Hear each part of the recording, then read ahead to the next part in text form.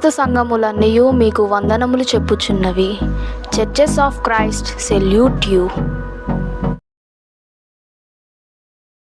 అందరికీ వందనాలు. ఈరోజు వాక్యపట్నంగా తిమోతి రాసిన 2వ పత్రిక 4వ అధ్యాయము 5వ వచనం నుండి 8వ వచనం వరకు చదువుకుందాము. అయితే నీవు అన్ని విషయములలో మితముగా ఉండుము, శ్రమపడుము, శివార్తికుని పనిచేయము, నీ పరిచర్యను సంపూర్ణముగా జరిగించుము. నేను ఇప్పుడే పానార్పముగా పోయబడి ఉన్నాను. నేను వెడలిపోవు కాలము సమీపమై ఉన్నది. మంచి పోరాటము పోరాడి తిని, నా పరుగు కడముట్టించితిని, విశ్వాసము కాపాడుకుంటుని. ఇక మీదట నా కొరకు నీతి కిరీటం ఉంచబడి ఉన్నది. ఆ దినమందు నీతిగల న్యాయాధిపతి అయిన ప్రభు అది నాకు మాత్రమే కాకుండా తన ప్రత్యక్షతను అపేక్షించు వారందరికీ అనుగ్రహించును. దేవుడి వాక్యాన్ని ఫలింపజేయను గాక. అందరికీ వందనాలు. ప్రార్థన చేసుకుందాం. ప్రార్థన చేసుకుని కొద్ది నిమిషాలు దేవుని వాక్యాన్ని మనం ధ్యానించుకోవడానికి ప్రయత్నం చేద్దాం. ప్రార్థన చేసుకుని కొద్ది నిమిషాలు దేవుని వాక్యాన్ని ధ్యానించుకోవడానికి ప్రయత్నం చేద్దాం. జీవము గల తండ్రి, కృప కలిగిన మన నాయన, మహోన్నతుడా, పరిశుద్ధుడా, పరమందాసీనుడు అయిన మా తండ్రి, మీకే స్తుతులు స్తోత్రాలు చెల్లిస్తున్నాం. గడిచిన దినములన్నీ మీ బలిష్టమైన రెక్కల చాటున మమ్మల్ని భద్రపరుచుకొని మా జీవితాల్లో ఇలాంటి శ్రేష్టమైన ఉన్నతమైన పరిశుద్ధ దినమును చూడగోరునట్లుగా మాకు ఆయుష్నిచ్చి ఆరోగ్యాన్ని ఇచ్చి ప్రతిదినము మాకు కాపుదల అనుగ్రహించి మిమ్మల్ని ఆరాధించుట కొరకు, మహిమపరచుట కొరకు మమ్మల్ని సిద్ధపరిచి నడిపించిన మీ యొక్క అనాది సంకల్పమును బట్టి కృతజ్ఞతాస్తుతులు చెల్లిస్తున్నాం. తండ్రి, ఈ పరిశుద్ధ దినం కూడి వచ్చిన ప్రతి బిడ్డను పేరు పేరున దీవించండి, ఆశీర్వదించండి. అలాగనే ఈ సమయంలో మేము పాడిన పాటల ద్వారా మీరు మహిమ పొందిన విధానమును బట్టి మరొకసారి కృతజ్ఞతాస్తుతులు చెల్లిస్తున్నాం.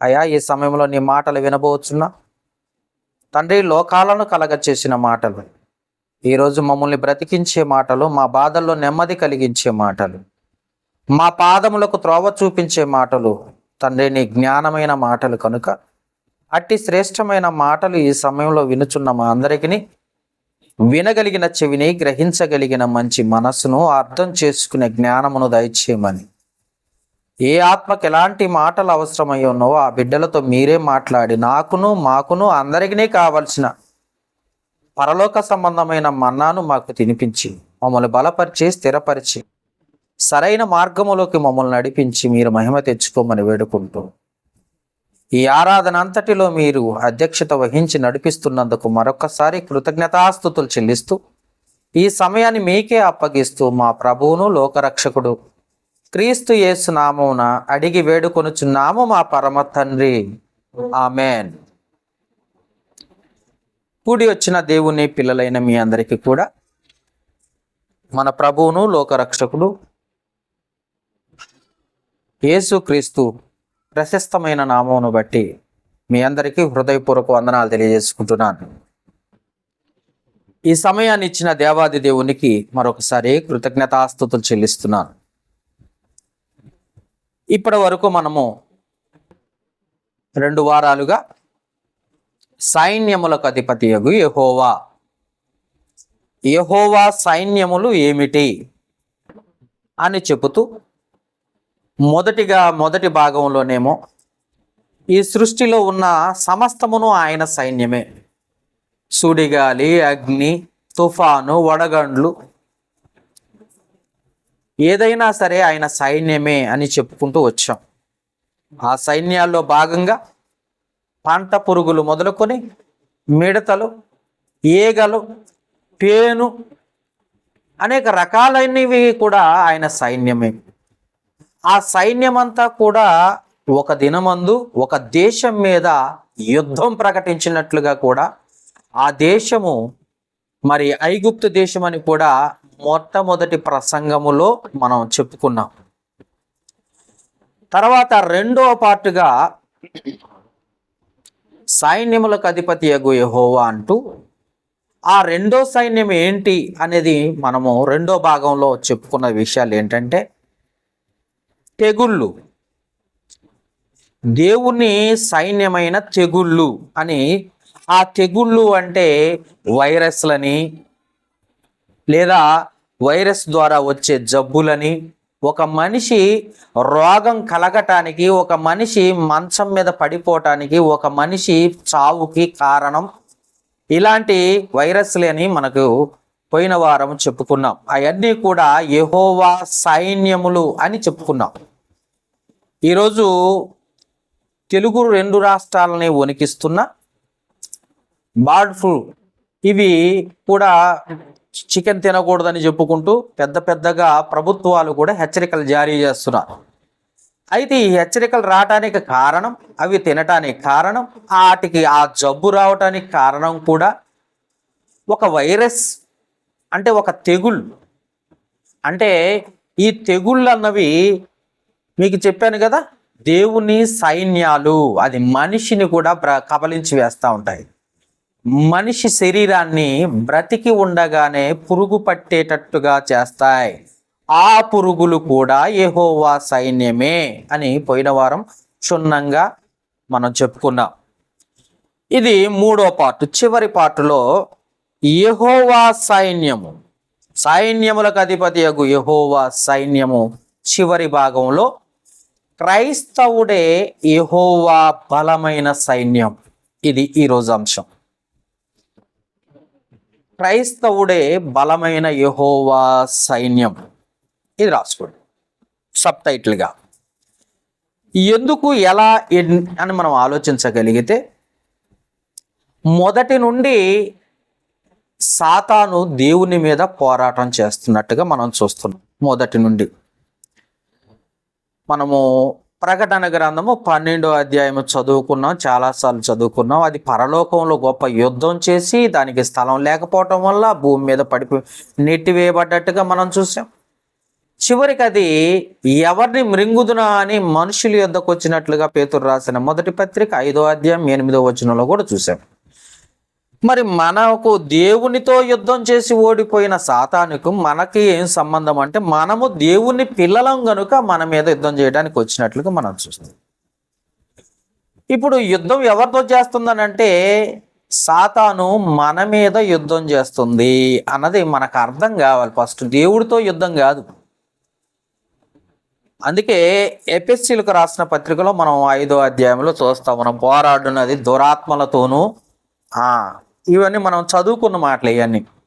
కాబట్టి మనతో యుద్ధం చేస్తున్నప్పుడు మనం ఏమై ఉండాలంటే, భ్రష్టులం కాక యుద్ధ వీరులుగా ఉండాలన్నది దేవుని కోరిక. ఎందుకంటే దేవుని పక్షమున ఒకప్పుడు పరలోకములో మరి దేవదూతలు యుద్ధం చేశారు. మికాయేలు దూత యుద్ధం చేసినట్లుగా మనం చూస్తున్నాం ప్రకటన గ్రంథంలో. ఒకప్పుడు పరలోకములో మనం పుట్టక ముందు. తర్వాత భూమి మీదకి మనం వచ్చిన తర్వాత సృష్టికర్త అయిన దేవుడు మనల్ని భూమి మీద సృష్టించిన తర్వాత ఆ యుద్ధాన్ని దేవుడు తన బిడ్డలమైన, తన కుమారులు కుమార్తెలమైన మన మీద మనకు అప్పగించాడు. నేను మీకు తోడుగా ఉన్నాను, మీరు యుద్ధం చేయండి అని చెప్పేసి దేవుడు మనకు అప్పగించాడు. చాలా మంది యుద్ధాన్ని చేయకుండా సోమరిపోతుల్లాగా ఉంటున్నారన్న సంగతి మనం తెలుసుకోవాలి. అసలు ఆ యుద్ధం ఏంటి, ఆ సైనికుని వ్యవహారం ఏంటి, ఆ శైలి ఏంటి అన్నది మనం పూర్తిగా ఈరోజు క్షుణ్ణంగా మనం తెలుసుకోవటానికి ప్రయత్నం చేద్దాం. ఓకే, ప్రకటన గ్రంథము 19వ అధ్యాయము. మన ముందు ఉండే నాయకుడు ఒకళ్ళు ఉండాలి. ఎందుకంటే మనం అసలే సైనికులం కదా. మన ముందు ఉండే నాయకుడు ఎవరో చూద్దాం ఒకసారి ఫస్ట్. ఎందుకంటే ఒక రాజు వెనక సైన్యం ఉంటుంది. సైన్యం అంటే సైనికులు. కాబట్టి ఆ రాజు ఎవరు, మన ముందుండి నడిపించే రాజు. మనం యుద్ధంలో ఉన్నామా లేదా క్షుణ్ణంగా మనము దేవుని సైన్యం కదా, ఎలా ఉంటుందో అది చూద్దాం. 19వ అధ్యాయము 11వ వచనాన్ని ఒకసారి జాగ్రత్తగా మనం పరిశీలిద్దాం. ప్రకటన గ్రంథము 19వ అధ్యాయము 11వ వచనం. మరియు పరలోకము తెరవబడి ఉండుట చూచితిని. అప్పుడు ఇదిగో తెల్లని గుర్రం ఒకటి కనబడెను. దాని మీద కూర్చుండి ఉన్నవాడు నమ్మకమైన వాడును సత్యవంతుడును అను నామం గలవాడు. ఆయన నీతిని బట్టి విమర్శ చేయొచ్చు యుద్ధము జరిగించుచున్నాడు అన్నాడు. ఇక్కడ మీకు 2 పాయింట్లు ఆయన ఎవరన్నది ఈజీగా అర్థమవుతుంది. ఎందుకంటే బైబిల్ చదివే మీ అందరికీ బాగా ఇది ఎవరు అని అంటే మనకి ఈజీగా అర్థమవుద్ది. ఎవరైనా అంటే నమ్మకమైన వాడు సత్యవంతుడును అన్న మాట ఉంది. అంటే నమ్మకమైన వాడు ఎవరు అనగానే మీకు మరి ఎమ్మటనే గుర్తొచ్చేది ఏంటంటే మోషే గారు కదండి నమ్మకమైన వాడు, తన ఇంటంతటి మీద నమ్మకమైన వాడు అని అంటారు మీరు. మోషే కంటే గొప్పవాడు ఒక ఆయన ఉన్నాడు, ఆయనే మన ప్రభు అయిన యేసుక్రీస్తు. చూద్దాం అన్నమాట, చూద్దాం. హెబ్రీలకు రాసిన పత్రిక, ఎందుకంటే మరి నమ్మకమైన వాడు అంటే మోషే ఒక్కడే కదా అని అనుకుంటారా, ఆయన కంటే ఇంకో గొప్పవాడు ఉన్నాడు. ఆయన ఎవరో చూద్దాం. యుద్ధానికి సిద్ధంగా ఉన్నాడు, గుర్రాన్ని ఎక్కువ వచ్చేవాడు, ఎవరో చూద్దాం. హెబ్రీలకు రాసిన పత్రిక 3వ అధ్యాయము 6వ వచనం ఒకసారి చూద్దాం. అయితే క్రీస్తు కుమారుడై ఉండి అది సంగతి. ఒకప్పుడు మోషే నమ్మకమైన వాడు, దేవుని ఇంటి పైన, ఇల్లు అనగానే దేవుని ప్రజలు, దేవుని బిడ్డలు, బాగా గుర్తుపెట్టుకోండి. ఇల్లు అనగానే కట్టిన గోడలు, చర్చి అనగానే గోడలు చూపిస్తున్నారు ఈ మధ్య కాలంలో ఎక్కువ.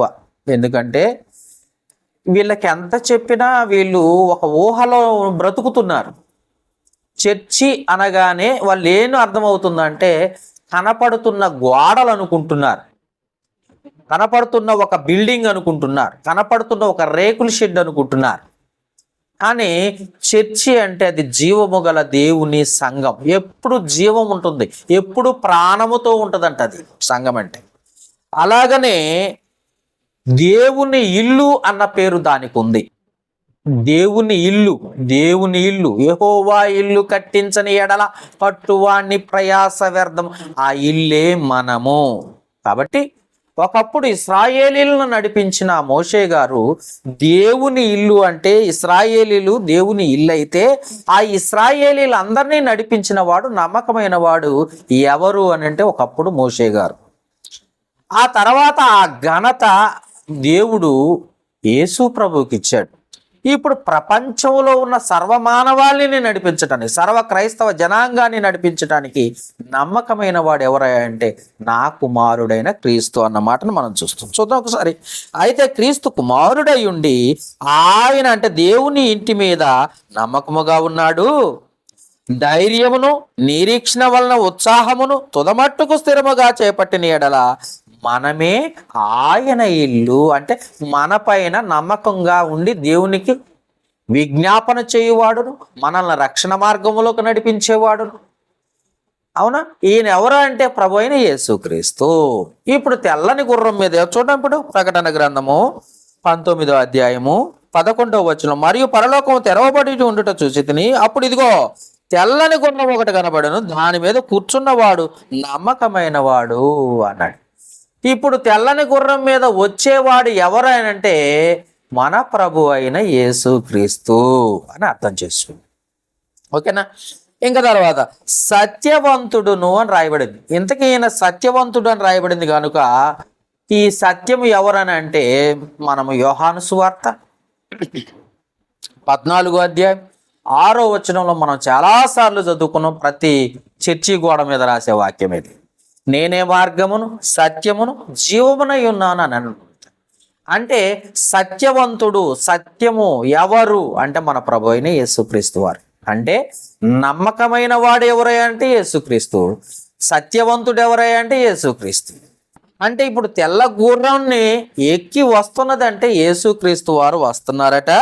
వస్తూ ఏం చేస్తున్నాడో తెలుసా, ఆయన నీతిని బట్టి విమర్శ చేసు యుద్ధము జరిగించుచున్నాడు అన్న మాటను మనం చూస్తున్నాం. అంటే ఆయన యుద్ధం చేస్తానికి వస్తున్నాడు, యుద్ధం చేస్తున్నాడట, యుద్ధానికి రెడీ అయ్యి వచ్చేస్తున్నాడు. మనం కూడా సైనికులుగా ఉండాలి, సోమరిపోతుల్లా ఉండకూడదు.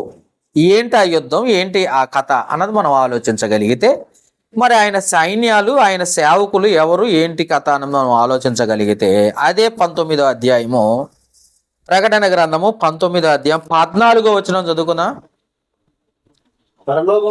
కృష్ణుడు శుభ్రమైన తెల్లని నారబట్టలు ధరించుకొని తెల్లని గుర్రములు ఎక్కి వెంబడించుకుని. ఇప్పుడు తెల్లని బట్టలు వేసుకున్న పరిశుద్ధులు ఎవరో తెలుసా?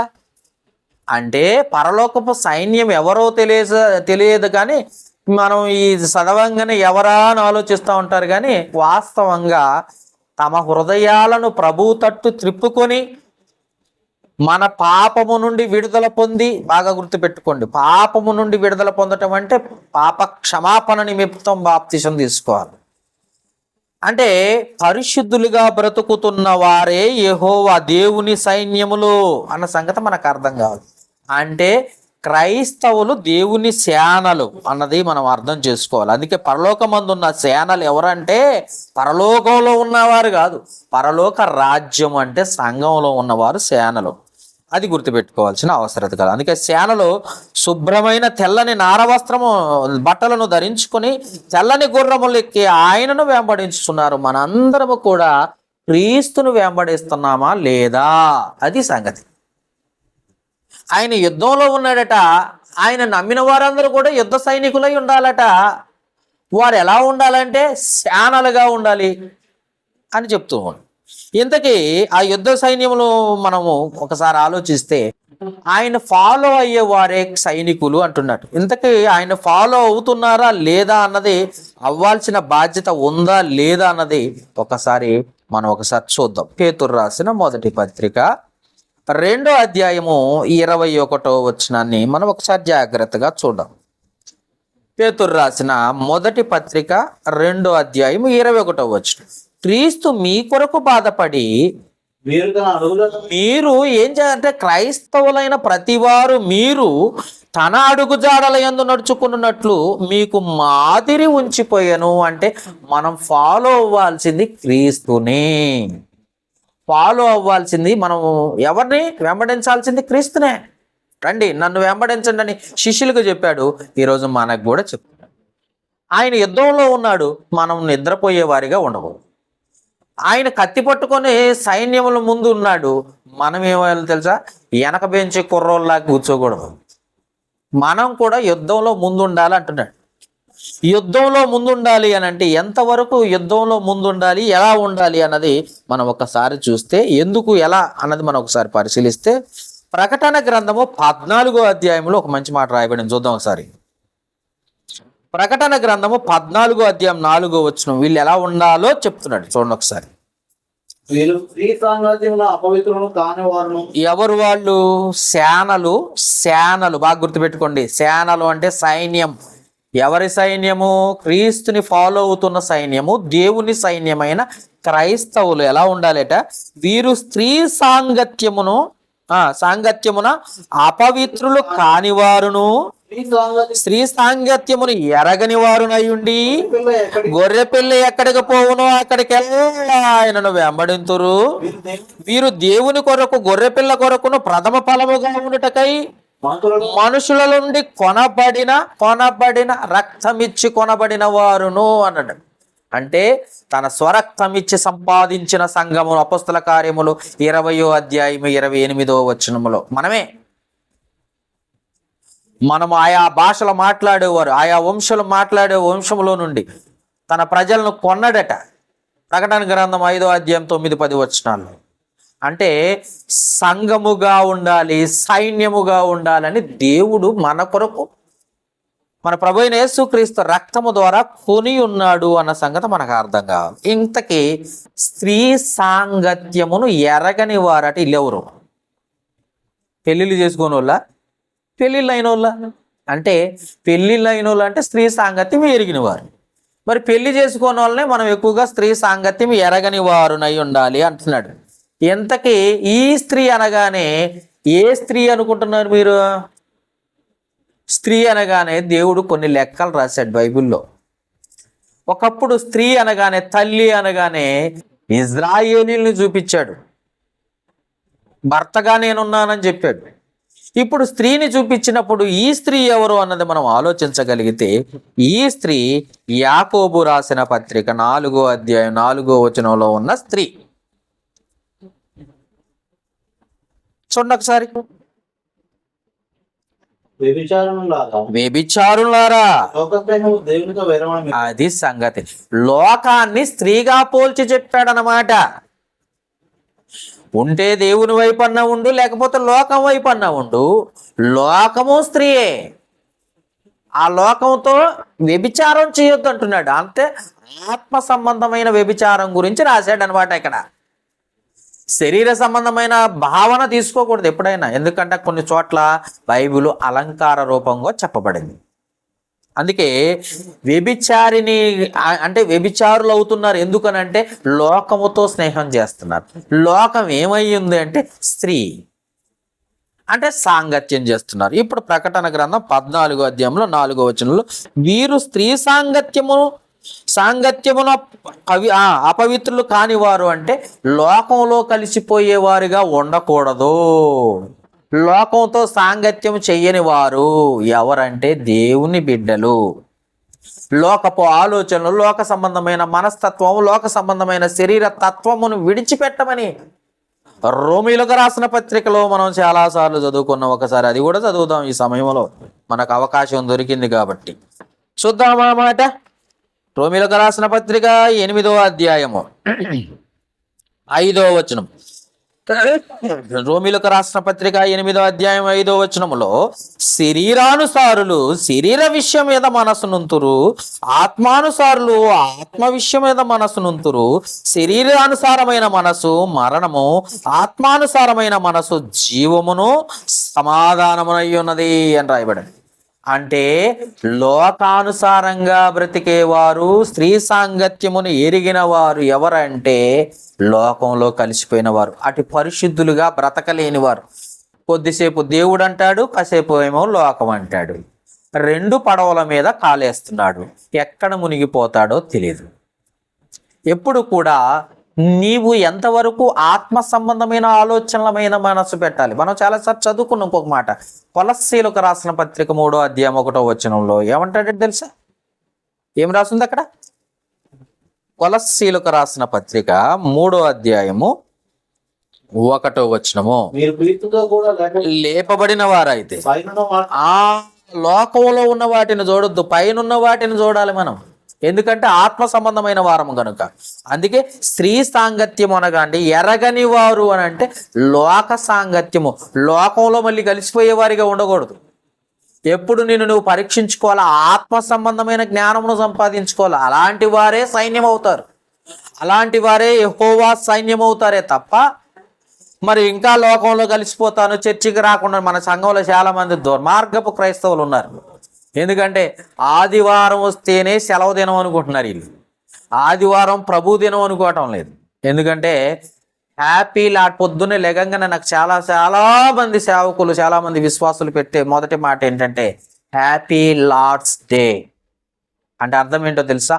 ప్రభు దినం, సంతోషకరమైన ప్రభు దినం. ఇది ప్రభుకి ఇచ్చే దినం. ఈ దినం ఎవరిది? దేవుని కొరకు మనల్ని మనం సమర్పించుకునే దినం.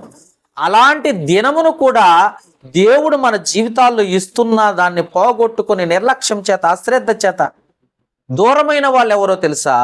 లోక సాంగత్యాన్ని వ్యభిచారులు అని రాయబడింది బైబిల్లో. ఆత్మ సంబంధమైన వ్యభిచారులు అన్నది. ఎందుకంటే అటు లోకంతో స్నేహం చేస్తున్నారు, ఇటు దేవునితో స్నేహం. వాళ్ళకి వీలైతేనేమో చర్చికి వస్తారు, దేవునితో సాంగత్యం, లేదంటేనే లోకంతో సాంగత్యం, చర్చికి రాకుండా. అంటే వీళ్ళు ఎటున్నారు? ఒక భర్తకు కట్టుబడి లేరు వీళ్ళు, ఒక భర్తకి కట్టుబడి లేరు. అందుకే ఏమంటున్నాడు చూడండి ఒకసారి, అది కూడా మీకు చూపిస్తాను. కొరింథీయులకు రాసిన 2వ పత్రిక, కొరింథీయులకు రాసిన 2వ పత్రిక 11వ అధ్యాయం 2వ వచనం ఒకసారి చూద్దాం. కొరింథీయులకు రాసిన 2వ పత్రిక, అపొస్తలుడైన పౌలు గారు కొరింథీ పట్టణములో ఉన్న దేవాసక్తితో మీడల ఆసక్తి కలిగి ఉన్నాను. ఎందుకనగా పవిత్రురాలైన కన్యకగా ఒక్కడే పురుషుడు కావాలి. అంతేగాని అటు లోకంలో ఒక పురుషుడు, ఇటు శరీరంతో ఒక పురుషుడు, ఆత్మ సంబంధమైన పురుషుడు, ఇన్ని పురుషులు వద్దు. భర్త ఒక్కడే ఉండాలని కోరుకుంటున్నాడు దేవుడు. అది కూడా ప్రభువైన యేసుక్రీస్తే కావాలని కోరుకుంటున్నాడు దేవుడు. అటు లోకం కావాలి, ఇటు దేవుడు కావాలంటే కుదరదు అంటున్నాడు దేవుడు. అందుకే స్నేహం ఎలా ఉండాలంటే నీ భర్తతోటే ఉండాలి. కానీ ఇక్కడ ఏం చేస్తున్నారు? చాలా మంది సంఘస్థులు ఏం చేస్తారు? ఆదివారం వస్తే భర్తతో ఉండరు, ఎవరితో ఉంటారట? సాతానుగాడితో ఉంటారు, లోకంతో ఉంటారు. అందుకే లోకాన్ని స్త్రీగా పోల్చాడు, వీళ్ళని వ్యభిచారణ చేసేసాడు దేవుడు. అందుకే క్రైస్తవులుగా పోరాడే వారు ఎలా ఉండాలో తెలుసా? సైనికులైన వారు ఎలా ఉండాలో తెలుసా? దేవుని కొరకు మాత్రమే బ్రతికే వారిగా ఉండాలట. అలా ఉన్నవారు, అలా క్రీస్తును ఫాలో అయ్యేవారు దేవునితో, అంటే దేవునికి సైన్యాలుగా ఉంటారు. రెండోది, ప్రభు అడుగు జాడల్లో నడుస్తూ ఉంటారు అన్న సంగతి మనం జ్ఞాపకం చేసుకోవాలి. అంతేకాకుండా వీళ్ళెవరు? కొనబడిన వారు. మనం ఇందాక చదువుకున్న 14వ అధ్యాయంలో వాళ్ళు ఎలాంటి వారో తెలుసా? కొనబడిన వారు.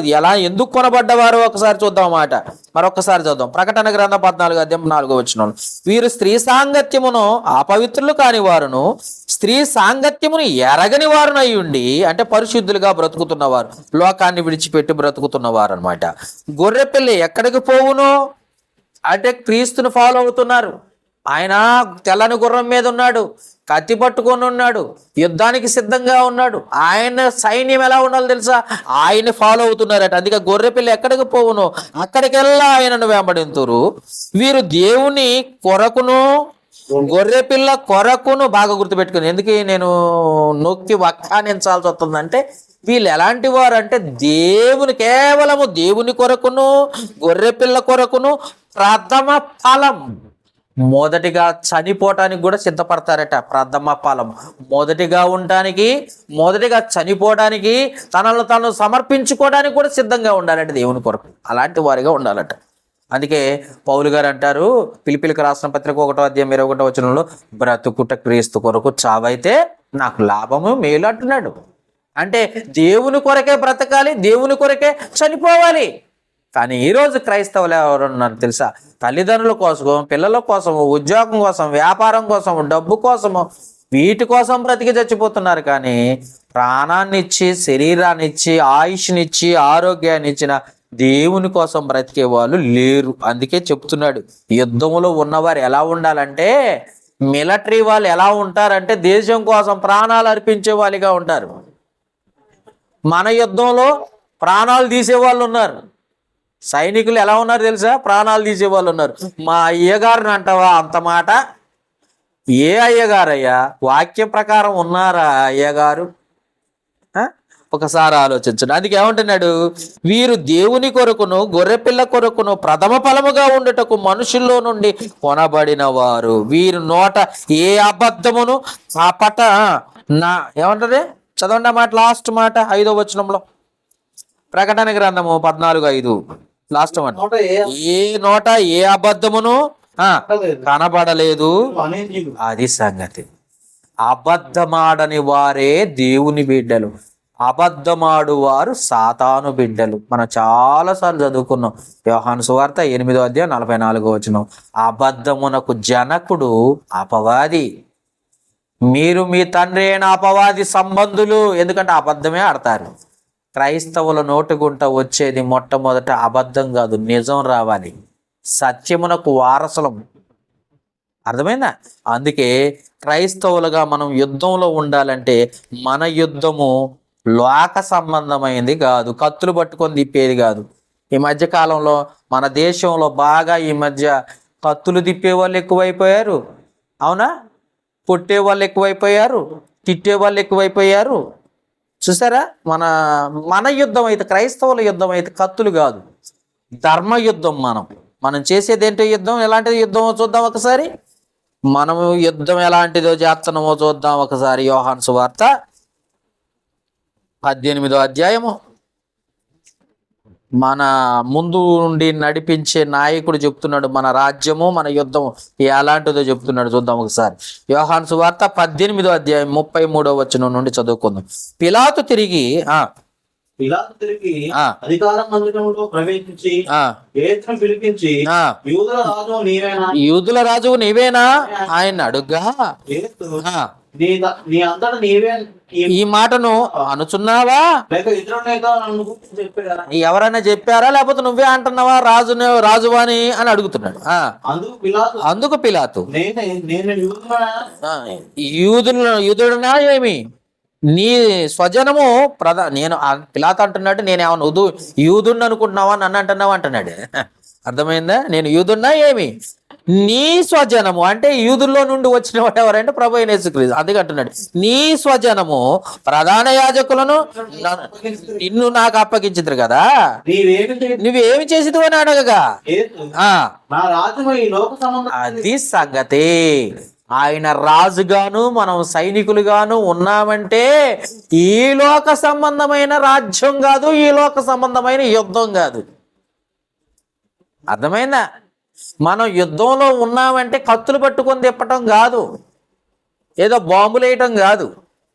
ఈ లోక సంబంధమైన రాజ్యము కాదు, ఈ లోక సంబంధమైన యుద్ధం కాదు. అది మన ప్రభు అయిన యేసుక్రీస్తు చెప్తున్నాడు.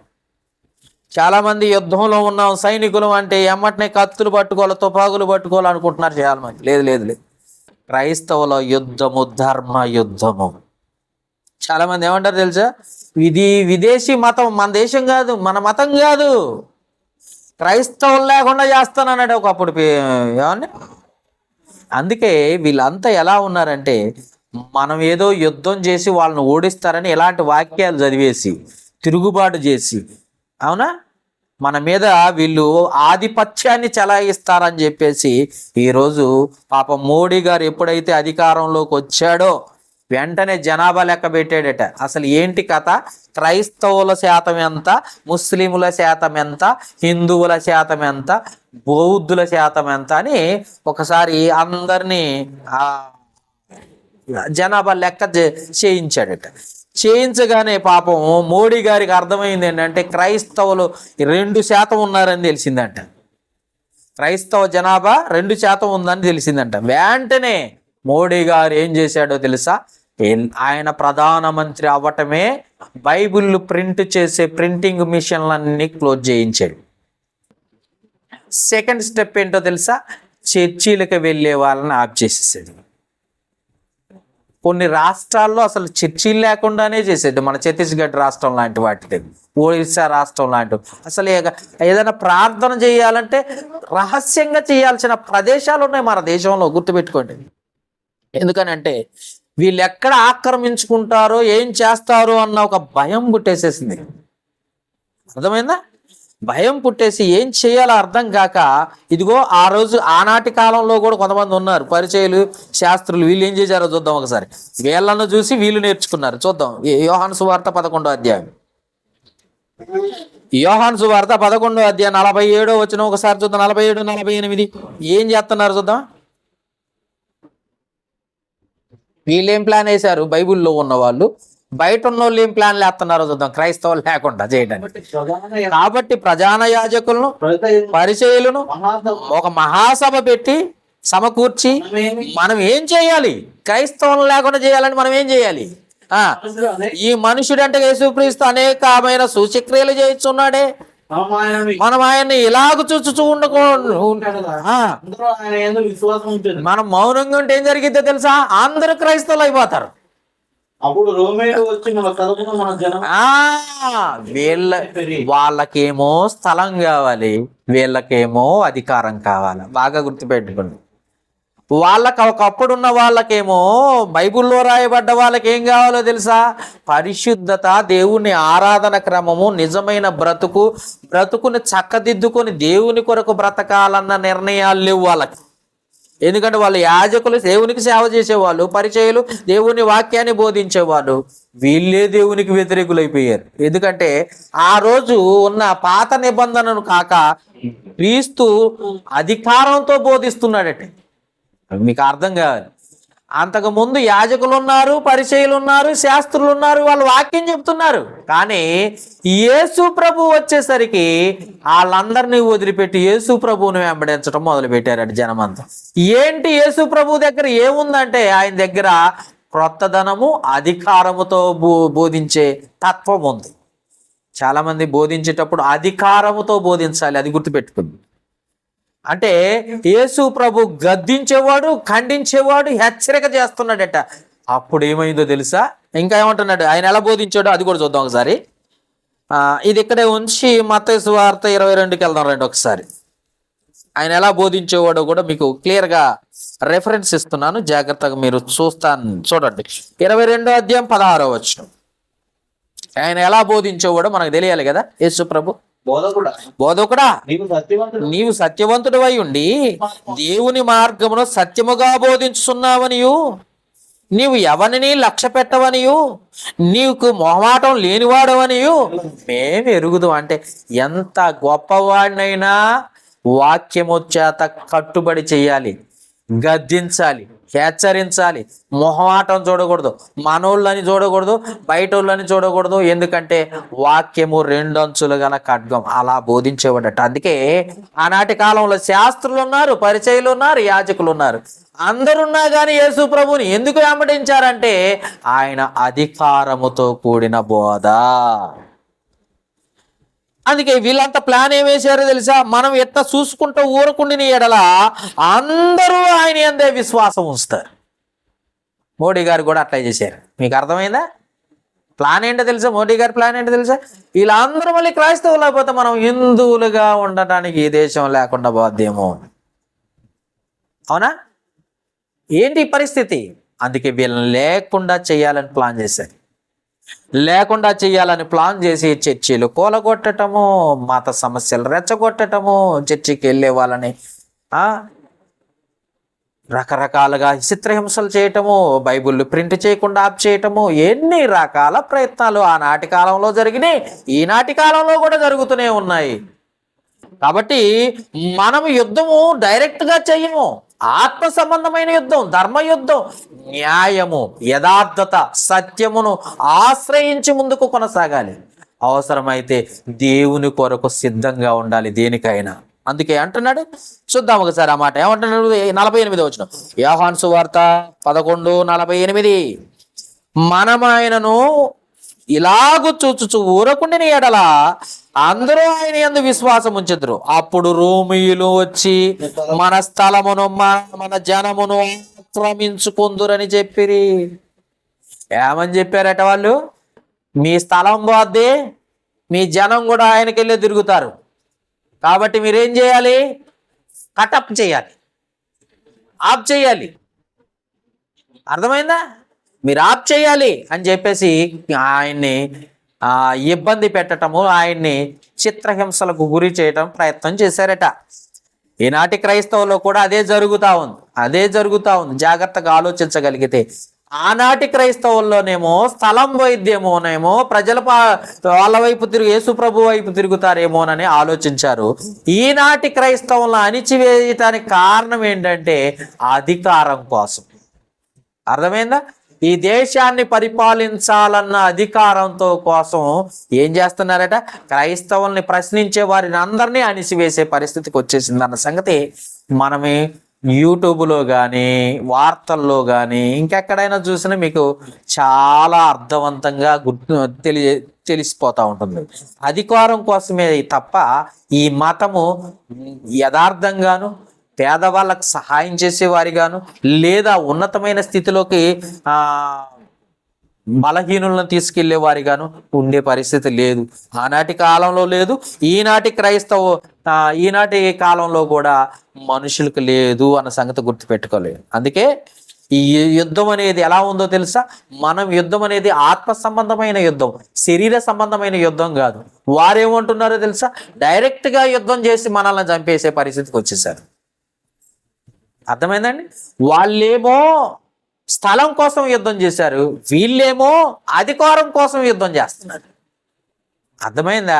ఆనాటి క్రైస్తవులు, ఆనాటి యూదులు వీళ్ళంతా ఏం చేశారంటే యేసు ప్రభు ఉంటే అందరూ ఆయన వైపు తిరుగుతారు, ఆయన వైపు తిరిగితే మన స్థలం పోద్ది, మనం ఆరాధించే స్థలం పోద్ది.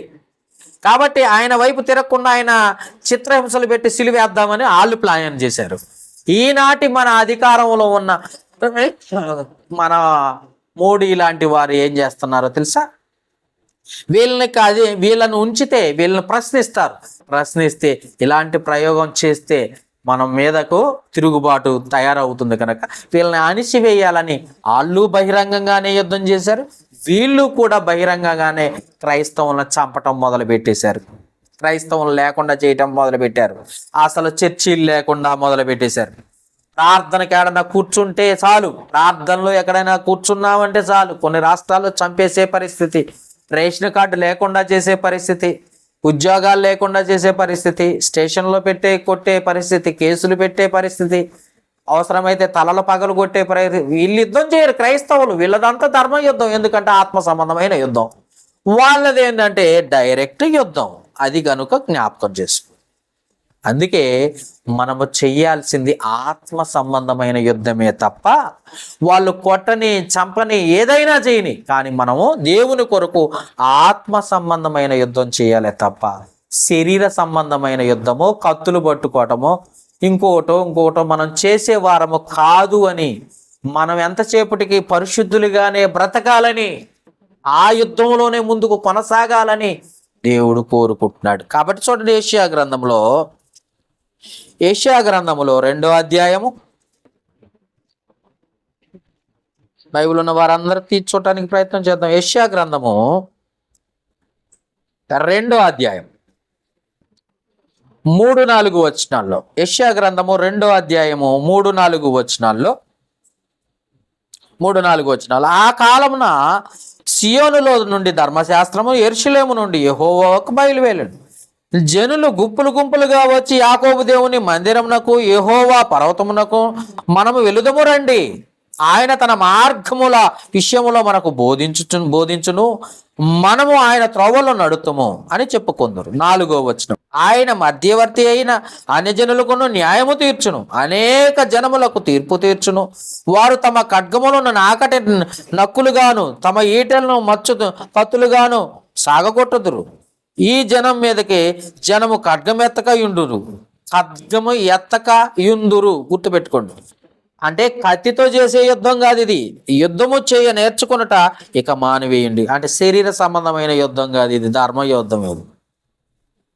ఇది ఆత్మ సంబంధమైన పోరాటం. అర్థమైందా? ఆత్మ సంబంధమైన పోరాటం చేసేదేమో క్రైస్తవులు. ఎందుకంటే దేవుడు చూసుకుంటాడు. దేవుడు చెప్పినట్టుగా మనం నడుచుకుంటే దేవుడు మనకు ఆశ్రయం ఇస్తాడు. దేవుడు మనల్ని జ్ఞాపకం చేసుకుంటాడు. దేవుడు మనల్ని నడిపిస్తాడు. దేవుడు మనకు తోడుగా ఉంటాడు.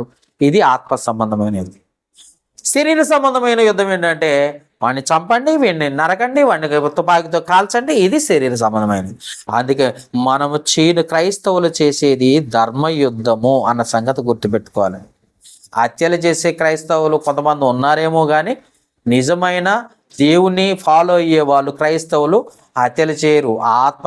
ఆత్మ సంబంధమైన వాటినే చూసుకుంటారే తప్ప ఈ శరీర సంబంధమైన వాటిని అస్సలు చూడరు అన్న సంగతి గుర్తుపెట్టుకోవాలి. అందుకే క్రైస్తవులు చేయాల్సిన యుద్ధం ఏంటో ఇప్పుడు మీకు రాయబడిన మాటను చదివిద్దాం. యోధా రాసిన పత్రిక, ప్రకటన గ్రంథానికి ముందు ఉండేది యోధా పత్రిక.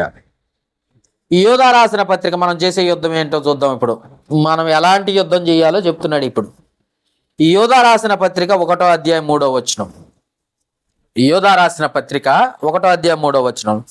ప్రియులారా, మనందరికి కలిగడే రక్షణను గూర్చి మీకు రాయబడవలనని విశేషాసక్తి గలవాడనై ప్రయత్నపడుచుండగా పరిశుద్ధులకు ఒక్కసారే అప్పగింపబడిన బోధ నిమిత్తం మీరు పోరాడవలనని మిమ్మల్ని వేడుకొనుచు మీకు రాయవలసి వచ్చను అంటాడు.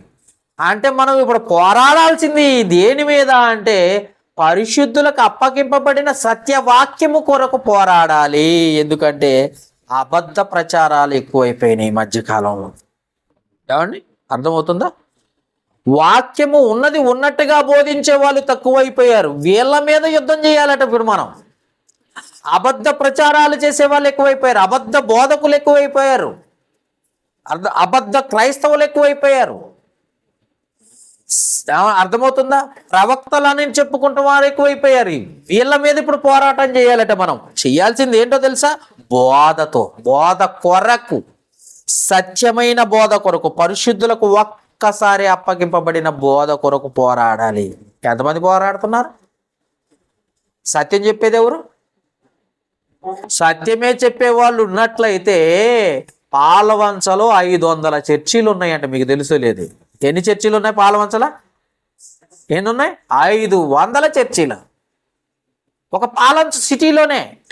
మరి మీకు తెలుసో లేదు? 500 చర్చిలు ఉన్నాయి. 500 చర్చిలా? మరి వీళ్ళలో ఉన్నది ఒక్కటే ఉండాలి. ఏముండాలి? సత్యం ఉండాలి. సత్యం అంటే ఎవరు?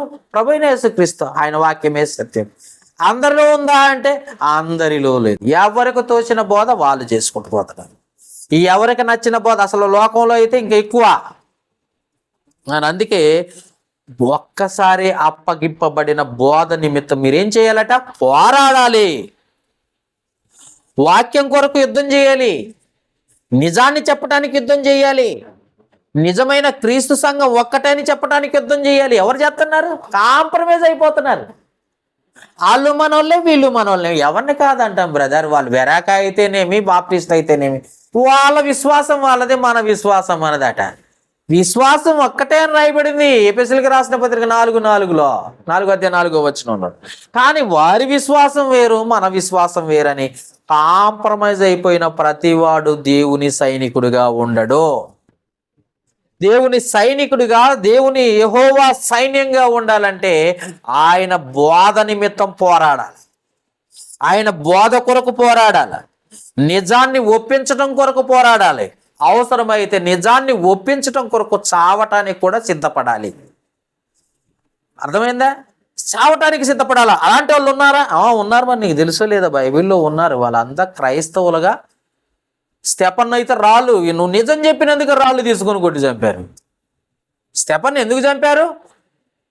రాళ్ళు తీసుకొని ఊరిగవిని యొద్దకు తీసుకొచ్చి రాళ్ళు తీసుకొని రువ్వి మరి చచ్చిపోయాడా లేడని పౌలు గారి పాదాల యొద్ద పడిపోయిన వాడిని, చచ్చిపోయిన వాడిని అటు ఇటు తిప్పి చచ్చిపోయాడని కన్ఫర్మ్ చేసుకోవడానికి కారణం ఏంటో తెలుసా? సత్యం చెప్పినందుకే. అంటే అప్పగింపబడిన బోధను బోధించటం కొరకు చనిపోయారు. యాకోబునైతే తలనరికారు. చూడండి ఒకసారి, ఆ మాట కూడా చూపిస్తాను. అపోస్తల కార్యముల గ్రంథము 10వ అధ్యాయం. తీసారా? అపోస్తల కార్యముల గ్రంథము 10వ అధ్యాయము. ఒకసారి చూద్దాం అనండి. 12వ అధ్యాయం 3వ వచనం, 2-3 వచనాలు. 2వ వచనం చదవండి సరిపోద్ది. అపోస్తల కార్యంలో 12వ అధ్యాయం 2వ వచనంలో యోహాను సహోదరుడైన యాకోబును ఖడ్గముతో చంపేశారట, తలనరికేసేసారట. ఇది ఖడ్గంతో నరకడానికి కారణం ఏంటయ్యా అంటే సత్యం చెప్పినందుకు. ఉన్నది ఉన్నట్టుగా చెప్తేనే. అంటే మనం చెయ్యాల్సిన యుద్ధం ఏంటంటే బైబిల్లో ఉన్న క్రీస్తు సంఘమును బోధించాలి. ఈ బోధ కొరకు నువ్వేమైనా చెయ్యి, యుద్ధమే చెయ్యి.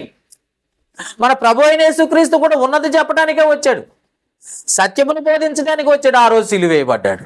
శిష్యుల్ని చంపేశారు, ఇంకా ఘోరంగా చంపారు. పాపం పేతురు గారినట అడ్డంగా సిలువేసి రంపంతో కోసారట. ఆ ప్రేగులు, కడుపులో ఉన్న అవయవాలని బయటకు వచ్చి చచ్చిపోయాడు పాప పేతురు గారు. ఎందుకంత అంటే యుద్ధం. అది యుద్ధం, ఆత్మ సంబంధమైన యుద్ధం, శరీర సంబంధమైన యుద్ధం కాదు. కత్తులు పట్టుకొని తెప్పడం కాదు, నిజాన్ని ఒప్పించడానికి ప్రయత్నం. నిజమయ్యా, నమ్మండి. నమ్మటం కోసం ఎంత కష్టమైన పడు. అది యుద్ధం, ఒక యుద్ధం. అది ఆ ధర్మయుద్ధం అంటాడు బైబిల్. ధర్మయుద్ధం. ఎందుకంటే సత్యాన్ని బోధించే వాళ్ళు లేరు లోకంలో. లోకంలో సత్యాన్ని బోధించే వాళ్ళు కరువైపోయారు. అబద్ధాన్ని బ్రతికిస్తూ బ్రతకటానికి బైబిల్ పట్టుకునే వాళ్ళు ఎక్కువైపోయారు. బైబిల్ ఎందుకు పట్టుకుంటున్నారంటే బ్రతకటానికి. చూడండి ఒకసారి సేవకులను చూడండి. ఆనాటి క్రైస్తవుల్లో, ఆనాటి సేవకుల్లో ఉన్న ఆస్తులన్నీ అమ్మేసి దేవుని పరిచర్య చేస్తే వాళ్ళకున్న ఆస్తులు, భూములు సమస్తాన్ని అమ్మేసి, అపోస్తల కార్యములు 4వ అధ్యాయంలో ఉంటుంది, మీరు చదివితే మీకు అర్థమవుతుంది. భూములన్నీ అమ్మేసి అపోస్తల పాదాల యొద్ద పెట్టి సంఘాలను అభివృద్ధి పరిస్తే ఈనాటి సేవకులను చూడండి.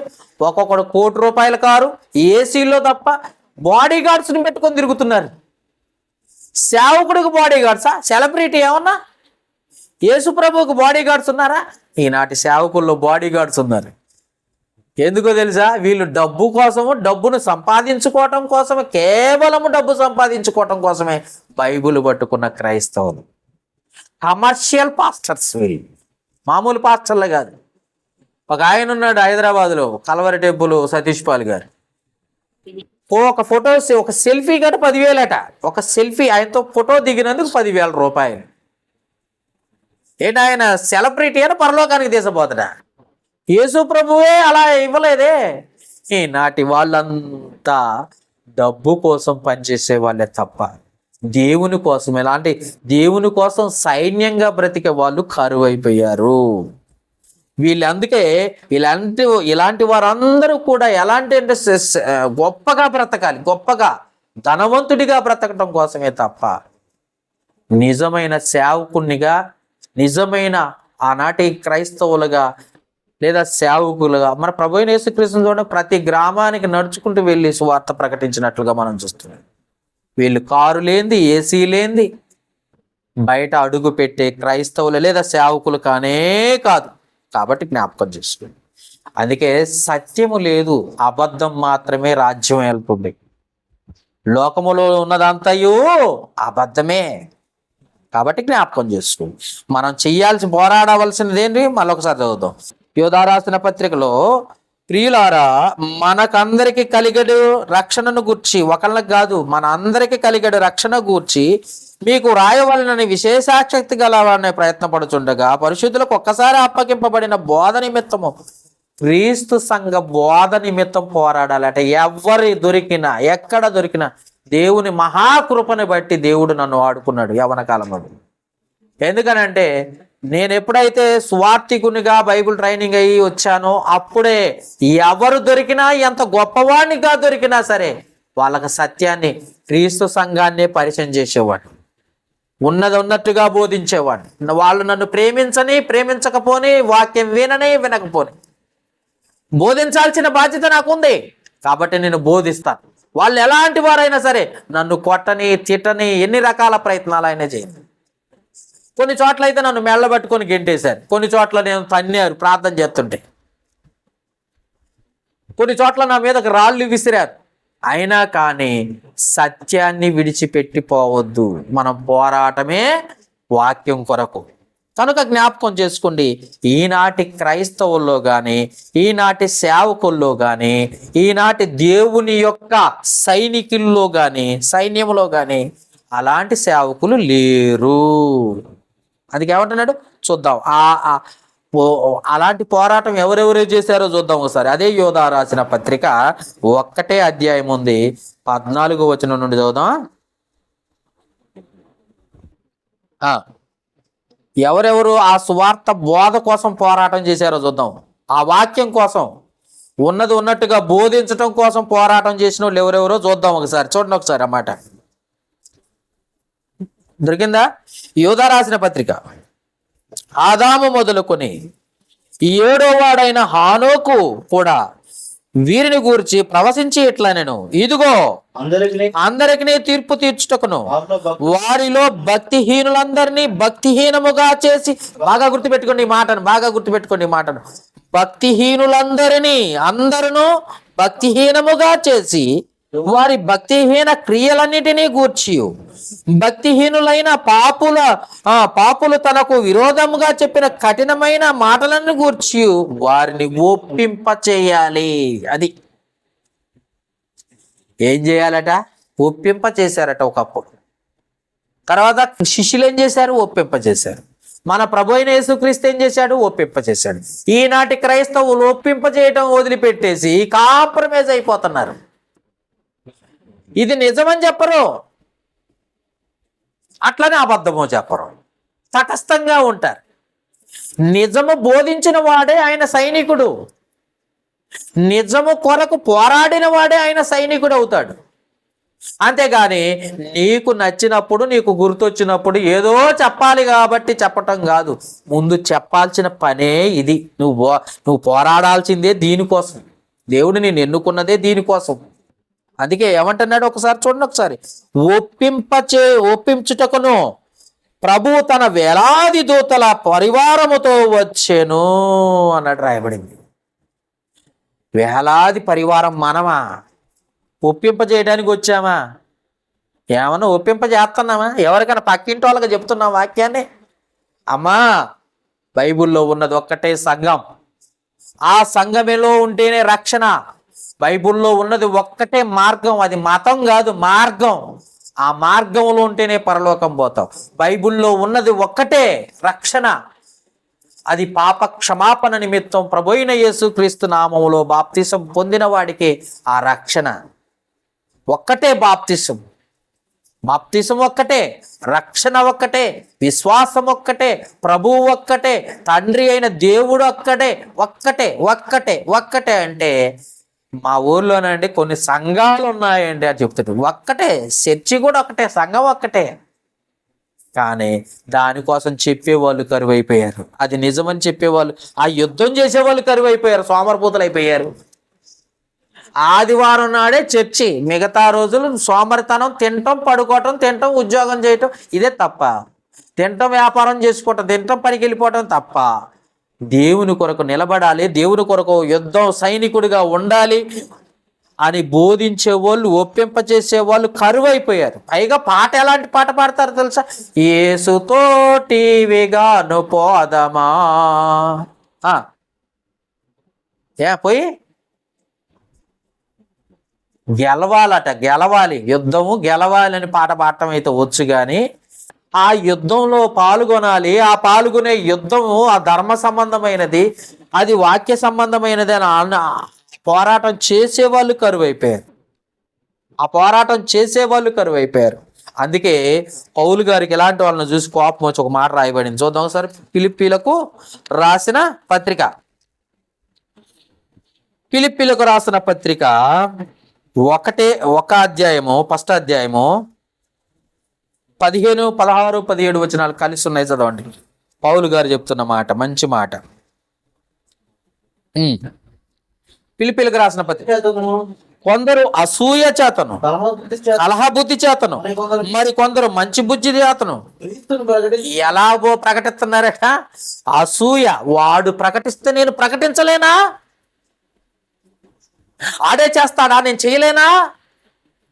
వాడే గొప్పవాడా, నేను గొప్పవాడిని కాదా? ఎవరికైనా ఉందంటే పట్టుదల. అసూయ చేతను, కలహ బుద్ధి చేతను, మరి కొందరు మంచి బుద్ధి చేతను క్రీస్తును ప్రకటించుతున్నారు.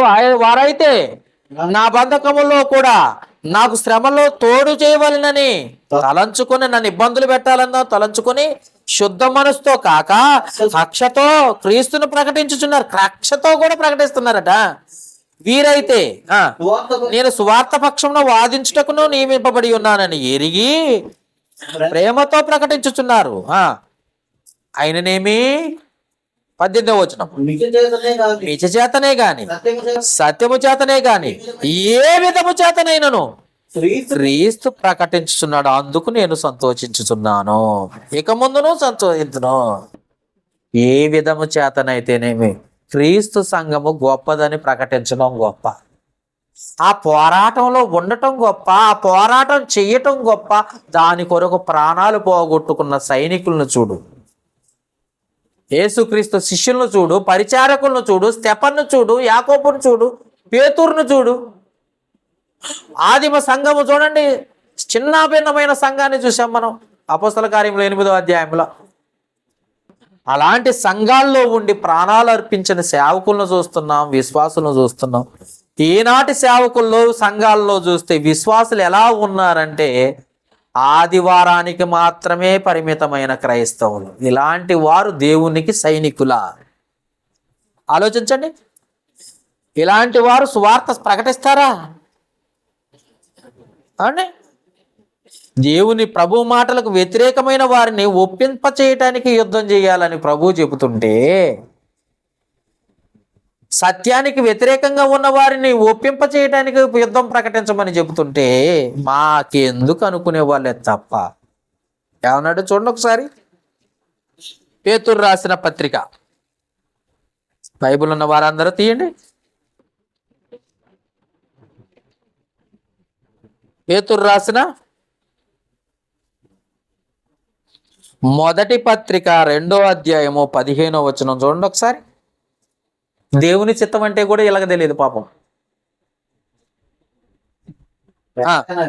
ఏలయనగా మీరు ఇట్లు యుక్త ప్రవక్తన గలవారై అజ్ఞానముగా మాటలారు మూర్ఖుల నోరు మూయుట దేవుని చిత్తము. నువ్వు చెప్పాలి, ఒప్పింప చేయాలని, అది దేవుని చిత్తం అని చెబుతుంటే వాళ్ళ సంఘంతో మనకెందుకండి, మన సంఘం అండి, అదండి, ఈ సంఘం అండి. అసలు ఉన్నది ఒక్కటే సంఘం, దాని కొరకే పోరాటం, దాని కొరకే యుద్ధం. ఎవరు చేస్తున్నారు ఒకసారి ఆలోచించండి. ఎవరైనా ఉన్నారా? నిజమైన క్రైస్తవులు ఉన్నారా? బైబిల్ ప్రకారంగా యథార్థమైన క్రైస్తవులు ఉన్నారా? ప్రభువుని తిడతా ఉంటే నాకెందుకులేని వదిలేసి వెళ్ళిపోయే వాళ్ళు ఎక్కువైపోయారు. దేవుణ్ణి తిడతా ఉంటే నాకు సంబంధం లేదు, నేను అసలు ఒకవేళ నా మీద పడిపోతారేమోనన్న ఆలోచనతో పారిపోయే వాళ్ళు ఎక్కువైపోయారు. దేవుని కొరకు బ్రతుకుట క్రీస్తు కొరకు, చావైతే నాకు ఇష్టమని ముందుకొచ్చే వాళ్ళు కరువైపోయారు. వీళ్ళు సేవకులు, వీళ్ళు సైన్యం అవుతారా? ఒకసారి ఆలోచించండి. గొలియాతును చూసి సౌలు భయపడి పారిపోయాడు తప్ప దావీదు పారిపోలే. దేవుని కోసం బ్రతకటం నేర్చుకోవాలి. ఎప్పుడైనా అవసరమైతే దేవుని కొరకు చావటానికైనా సిద్ధపడాలి తప్ప అలాగా బ్రతకాలి. కానీ అలాంటి సిద్ధపాటు కలిగి ఉండాలి. కానీ స్వామరిపోతులా ఉంటే ఏం ప్రయోజనం? ఒక్కసారి ఆలోచన. ఇలాంటి వాళ్ళు సైనికులుగా కాదు, దేవుని సైన్యంగా కూడా ఉండరు. మత్తయి సువార్త 10వ అధ్యాయం చూడండి ఒకసారి. మత్తయి సువార్త 10వ అధ్యాయము 14-15 వచనాలు. ఈనాటి క్రైస్తవులు, ఈనాటి సేవకులు ఉన్నారు కొంతమంది. చేర్చుకొనక 10వ అధ్యాయం చదువుతున్నాం. మత్తయి సువార్త 10వ అధ్యాయం 14 వచనం చదువుతున్నాం.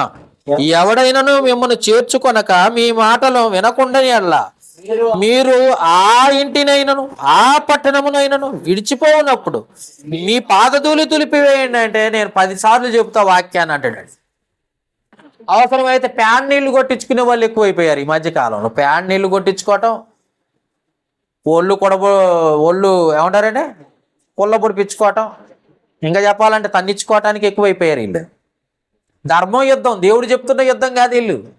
మొద్దురా బాబు మా ఊరికి మీరు రావద్దు, మీరు వాక్యం చెప్పొద్దు అన్నప్పుడు నీ పాదధూళి తులిపేయమంటే నేను వెళతా, నేను చెబుతా అన్నోడిని ఏం చేయాలి వీళ్ళు?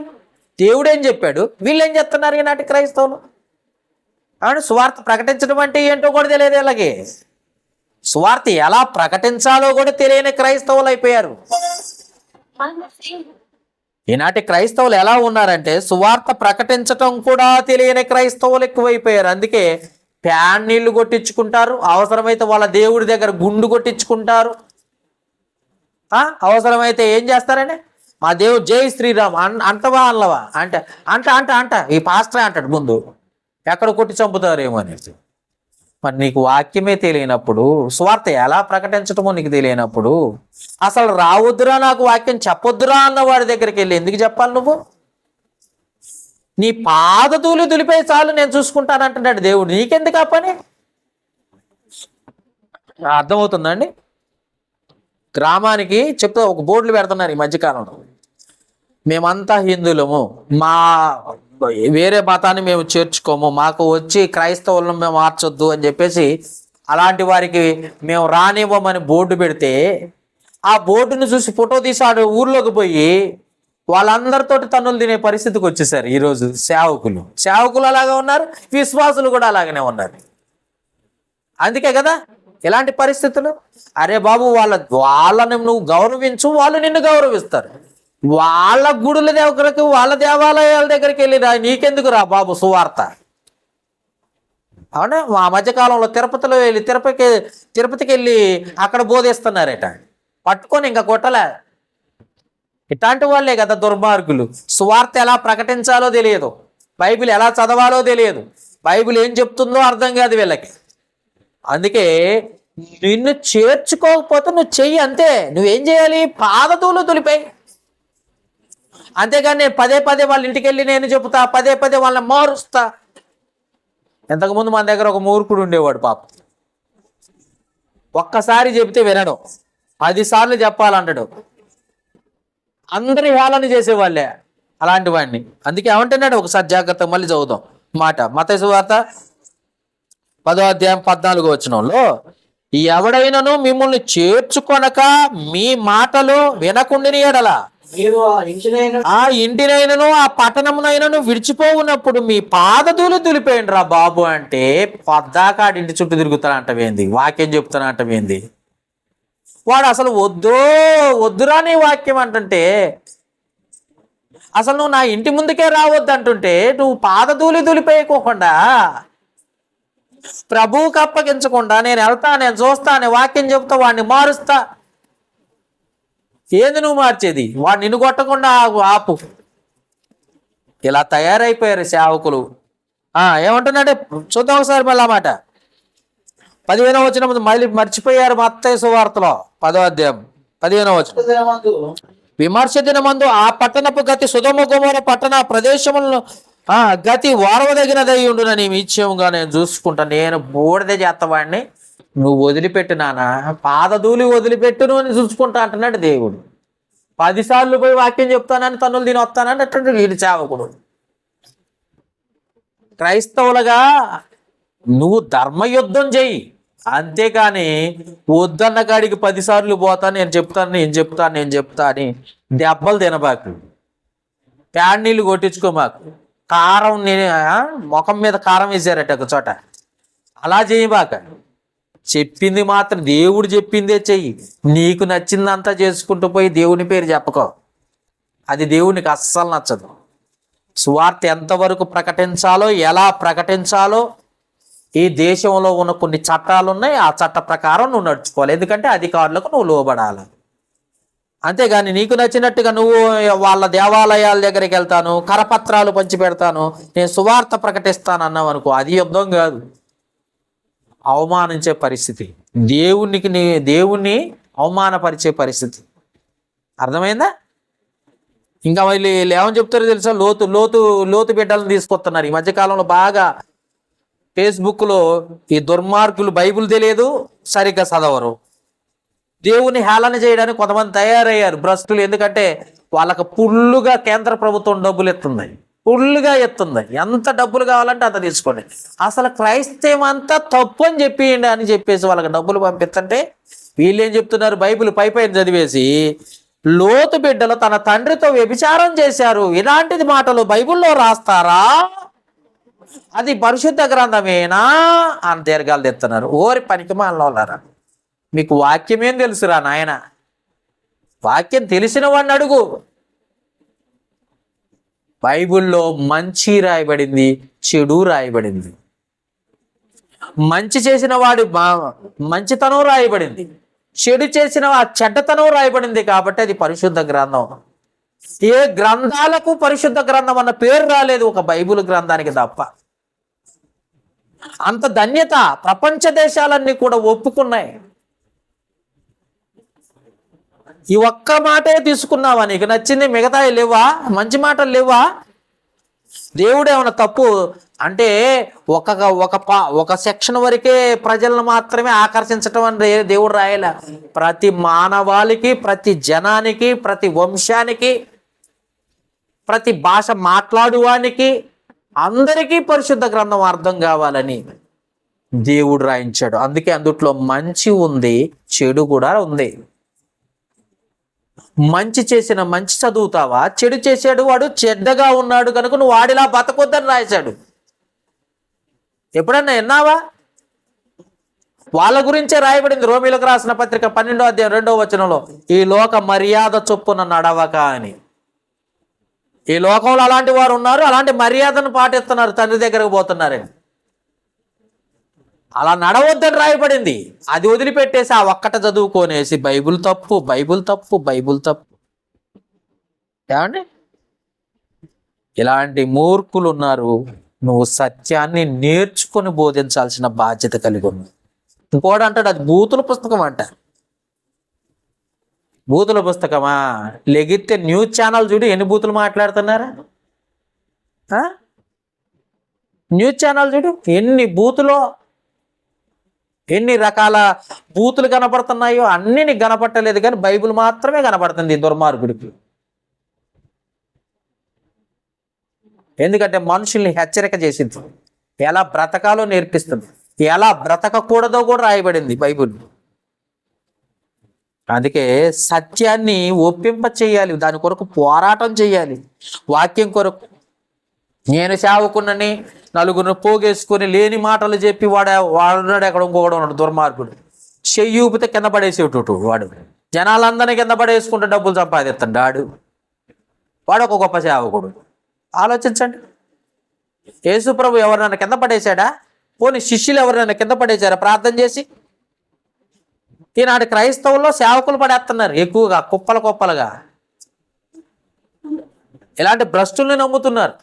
సత్యం కొరకు పోరాటం, సైన్యం, యెహోవా సైన్యం. కేవలము వాక్యము కొరకు ధర్మయుద్ధం చేసేవారిగా ఉండాలి. అందుకే భక్తిహీనుల కఠినమైన భక్తిహీనమైన మాటలను విని నేర్చుకుంటాం కాదు, వాళ్ళని మార్చడానికి ప్రయత్నం చేయాలి. వాళ్ళ మీద మనం యుద్ధం చేయాలంటున్నాడు. అర్థమైందా? వాళ్ళ మీద మనం యుద్ధం చేయాలని అంటే మనం ఎవరి మీద యుద్ధం చేస్తున్నాం, ఎలా యుద్ధం చేయాలో కూడా తెలియట్లేదు ఈ మనుషులకి. ఎవరి పక్షాన నిలబడ్డావో కూడా తెలియదు. ఎందుకనంటే ఈ దేవుని దగ్గరకు వస్తేనో హల్లెలూయా అంటాడు, బయటకు పోయేసరికేమో జై శ్రీరామ్ అంటాడు. ఎటున్నోరా నాయన?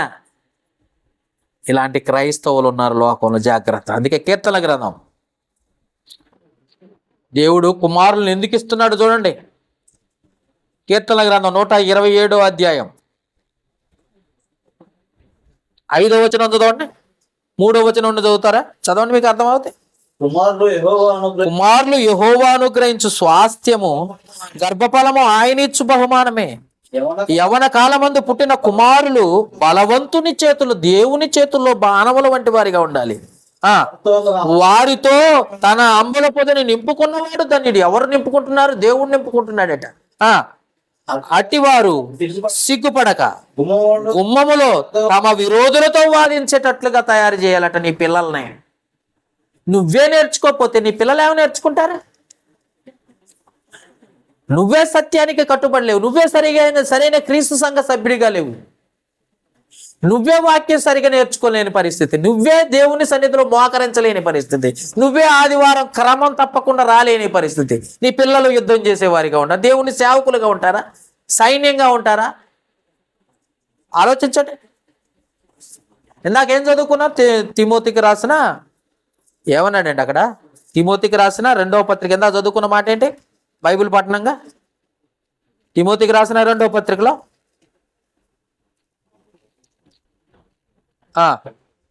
పౌలు గారు ఏమన్నాడు చూడండి ఒకసారి. అయితే నీవు అన్ని విషయంలో మితముగా ఉండు, పని చేయము, నీ పరిచర్యను సంపూర్ణంగా జరిగించు. నేను ఇప్పుడే ప్రాణాన్ని అర్పణంగా పోయబడుతున్నాను. ప్రాణము దేవుని కొరకు ఇవ్వటానికి కూడా సిద్ధపడుతున్నాను అంటున్నాడు. ప్రాణార్పణముగా పోయబడుతున్నాను, వెడలిపో కాలము సమీపించి ఉన్నది, నేను మంచి పోరాటం పోరాడి తిని నా పరువు విశ్వాసము కాపాడుకుంటుంది. ఇక బేతన నా కొరకు జీవ కిరీటం ఉంచబడినది. ఆ దినమందు నీతిగల న్యాయాధిపతి అయిన ప్రభువు అది నాకు మాత్రమే కాకుండా తన ప్రత్యక్షతను అపేక్షించు వారందరికీ అను పోరాటంలో ఉన్నా నేనన్నాడు పౌలు గారు. ఆదివారం నాడు చర్చికే రాని నువ్వు పోరాటం చేస్తున్నావా? నీ పిల్లల్ని యుద్ధ సైనికులుగా తయారు చేయగలవా? గుమ్మాల్లో కూర్చొని వాదిస్తారట ఆయన బిడ్డలు, ఆయన సైన్యం. అది ధర్మ పోరాటం. నిజం ఒప్పించాలి. ఒక్కటే సంఘం అని ఒప్పించు, ఏమొద్దు కానీ ఒక్కటే. బైబిల్లో ఉన్నది ఒక్కటే సంఘం.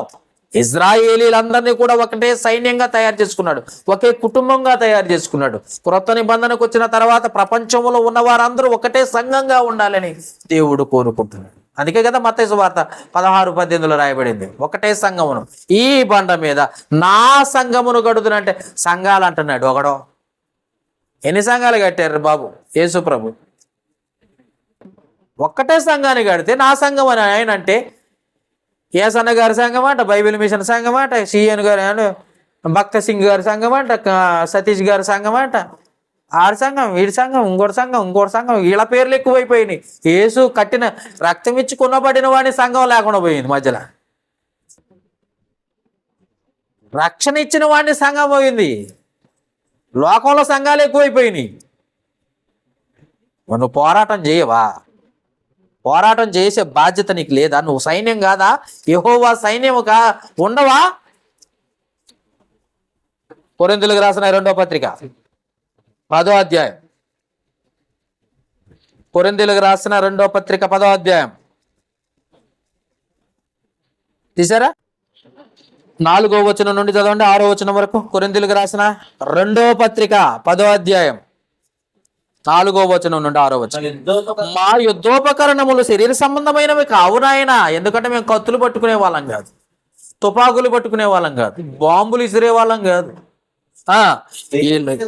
దేవుని ఎదుట దుర్గములను పడదోయ చాలినంత బలము కలవై ఉన్నాయి. దేవుని ఎదుట దుర్గములు అంటే ఏంటో తెలుసా? దుర్గములు అంటే ఏంటయ్యా, ఏమైనా ఐడియా ఉందా మనకి? ప్రాకారములు, గోడలు. ఒకప్పుడు రాజులు గోడలు ఎలా ఉండేవో తెలుసా? పెద్దగా ఎత్తుగా ఉండేవి. అవి దుర్గము, గొప్ప గొప్పగా కట్టుకునే వాళ్ళు రాజులు. అలాంటి గోడలట కూలిపోయే పరిస్థితి దేవుని ఎదుట ఉంటే. అలాంటి యుద్ధం మాది అంటున్నాడు. చదవండి చదవండి 5వ వచనం. మేము వితర్కములను దేవుని గూర్చిన జ్ఞానమును అడ్డగించు ప్రతి ఆటంకమును పడదోసి ప్రతి ఆలోచనను క్రీస్తుకు లోబడినట్లుగా చెరపట్టి మీరు సంపూర్ణ విధేయతను కనపరుచున్నప్పుడు సమస్తమైన అవిధేయతకు ప్రతిదండన చేయ సిద్ధపడి ఉన్నాను. ప్రతిదండన దేని మీద? నీ ప్రతిదండన ఏం చెయ్యాలి నువ్వు? ఆటంకంగా, సువార్తకు ఆటంకంగా మారిన మీద యుద్ధం, సత్యం చెప్పని వాడిని పైన యుద్ధం, అబద్ధం చెప్పుకుంటూ పోయేవాడికి తానా అంటే హల్లెలూయా అనగానే హల్లెలూయా అంతం కాదు. ప్రైజ్ ద లార్డ్ అంటే praise the Lord brother, praise the Lord బైబుల్లో ఎక్కడుందరా నాయన నువ్వు అనమని? అటు చదువుకున్నోడు అదే మాట, చదువురానోడు అదే మాట. ఈ మధ్య కాలంలో అడవి ప్రాంతంలో, గిరిజన ప్రాంతానికి వెళ్ళి వాక్యం చెబుతుంటే ఆడ కూడా ప్రైజ్ ద లార్డ్, వాడికి ఆలే రావు. ప్రైజ్ ద లార్డ్ అని బైబిల్లో నేను అనమన్నది ఎవరు? ప్రైజ్ ద లార్డ్ అంటే నువ్వు చెయ్యాల్సిన క్రియరా నాయన. ఎప్పుడు అర్థమైంది నీకు బైబిల్? దేవుణ్ణి మహిమపరచు. నువ్వు పరచమంటే ఇంకొకలా చెప్పడం కాదు, సోమరపోతులాగా. అర్థమైందా? దేవదూతలు అలా మహిమపరచిని అట, నిన్ను కాదు అనమంది. ఎంతమంది ఉన్నారు తెలుసా లోకంలో ఈ ప్రైజ్ ద లార్డ్ బ్యాచ్? సోమరపోతుల బ్యాచ్, సత్యం తెలియని బ్యాచ్. ఎవరైనా ఖండించి అలా లేదు బైబిల్లో అని చెప్పేవాళ్ళు ఉన్నారా? చెప్తే వినేవాళ్ళు ఉన్నారా? ఒప్పింపజేసే వాళ్ళు ఉన్నారా? వీళ్ళు సైన్యం కాదు, ఇలాంటి వాళ్ళు ఉన్నారు లోకంలో. అట్లాంటి వారిని అడ్డగించి యుద్ధం చేయాల్సిన బాధ్యత ప్రతి నిజమైన క్రైస్తవుడి మీద ఉంది. అది పోరాటం. అర్థమైనా? ప్రకటన గ్రంథం 20వ అధ్యాయం, ప్రకటన గ్రంథము 20వ అధ్యాయం 8-9 వచనాలు చదవండి. ఈ 8-9 వచనాలు, ప్రకటన గ్రంథం 20వ అధ్యాయం 8-9 వచనాలు. దొరికిందా? భూమి నలుదిశలా జనములను లెక్కకు సముద్రము ఇసుక వలె ఉన్న గోగు మాగోగు అను వారిని మోసపరిచి వారిని యుద్ధమునకు పోగు చేయుటకు వాడు వాడు వాడు వాడు ఎవడాడు? అబద్ధ ప్రవక్త, వాడే సాతానుగాడు, అపవాది, దుష్ట సర్పము, ఘట సర్పము. వాడేం చేస్తున్నాడు తెలుసా? పోగు చేస్తాడట. ఆడు ఎవరి మీద యుద్ధం చేయడానికి? దేవుని సైన్యమైన సత్యాన్ని బోధించే వారి మీద యుద్ధం చేయడానికి. మరి సత్యం బోధించే వాళ్ళే లేరు ఎక్కడ? ఒక్కటే సంఘం ఉందని బోధించే వాళ్ళు ఎక్కడున్నారు? చప్పట్లు కొట్టొద్దని చెప్పే వాళ్ళు ఎక్కడున్నారు? ఆసాబు కుమారులు చప్పట్లు కొట్టారట పాత నిబంధనలో. మరి మిగతా వాళ్ళు ఎక్కడ కొట్టినట్టుగా, ఎవరైనా కొట్టినట్టుగా బైబిల్లో లేదు. వీడికి ఉత్సాహం రావాలంటే వీడు ఇప్పుడు చప్పట్లు కొట్టాలి. పాస్టర్ గారికి ఓ ఓ నరితే కానీ ఉత్సాహం వచ్చింది. అర్థమైందా?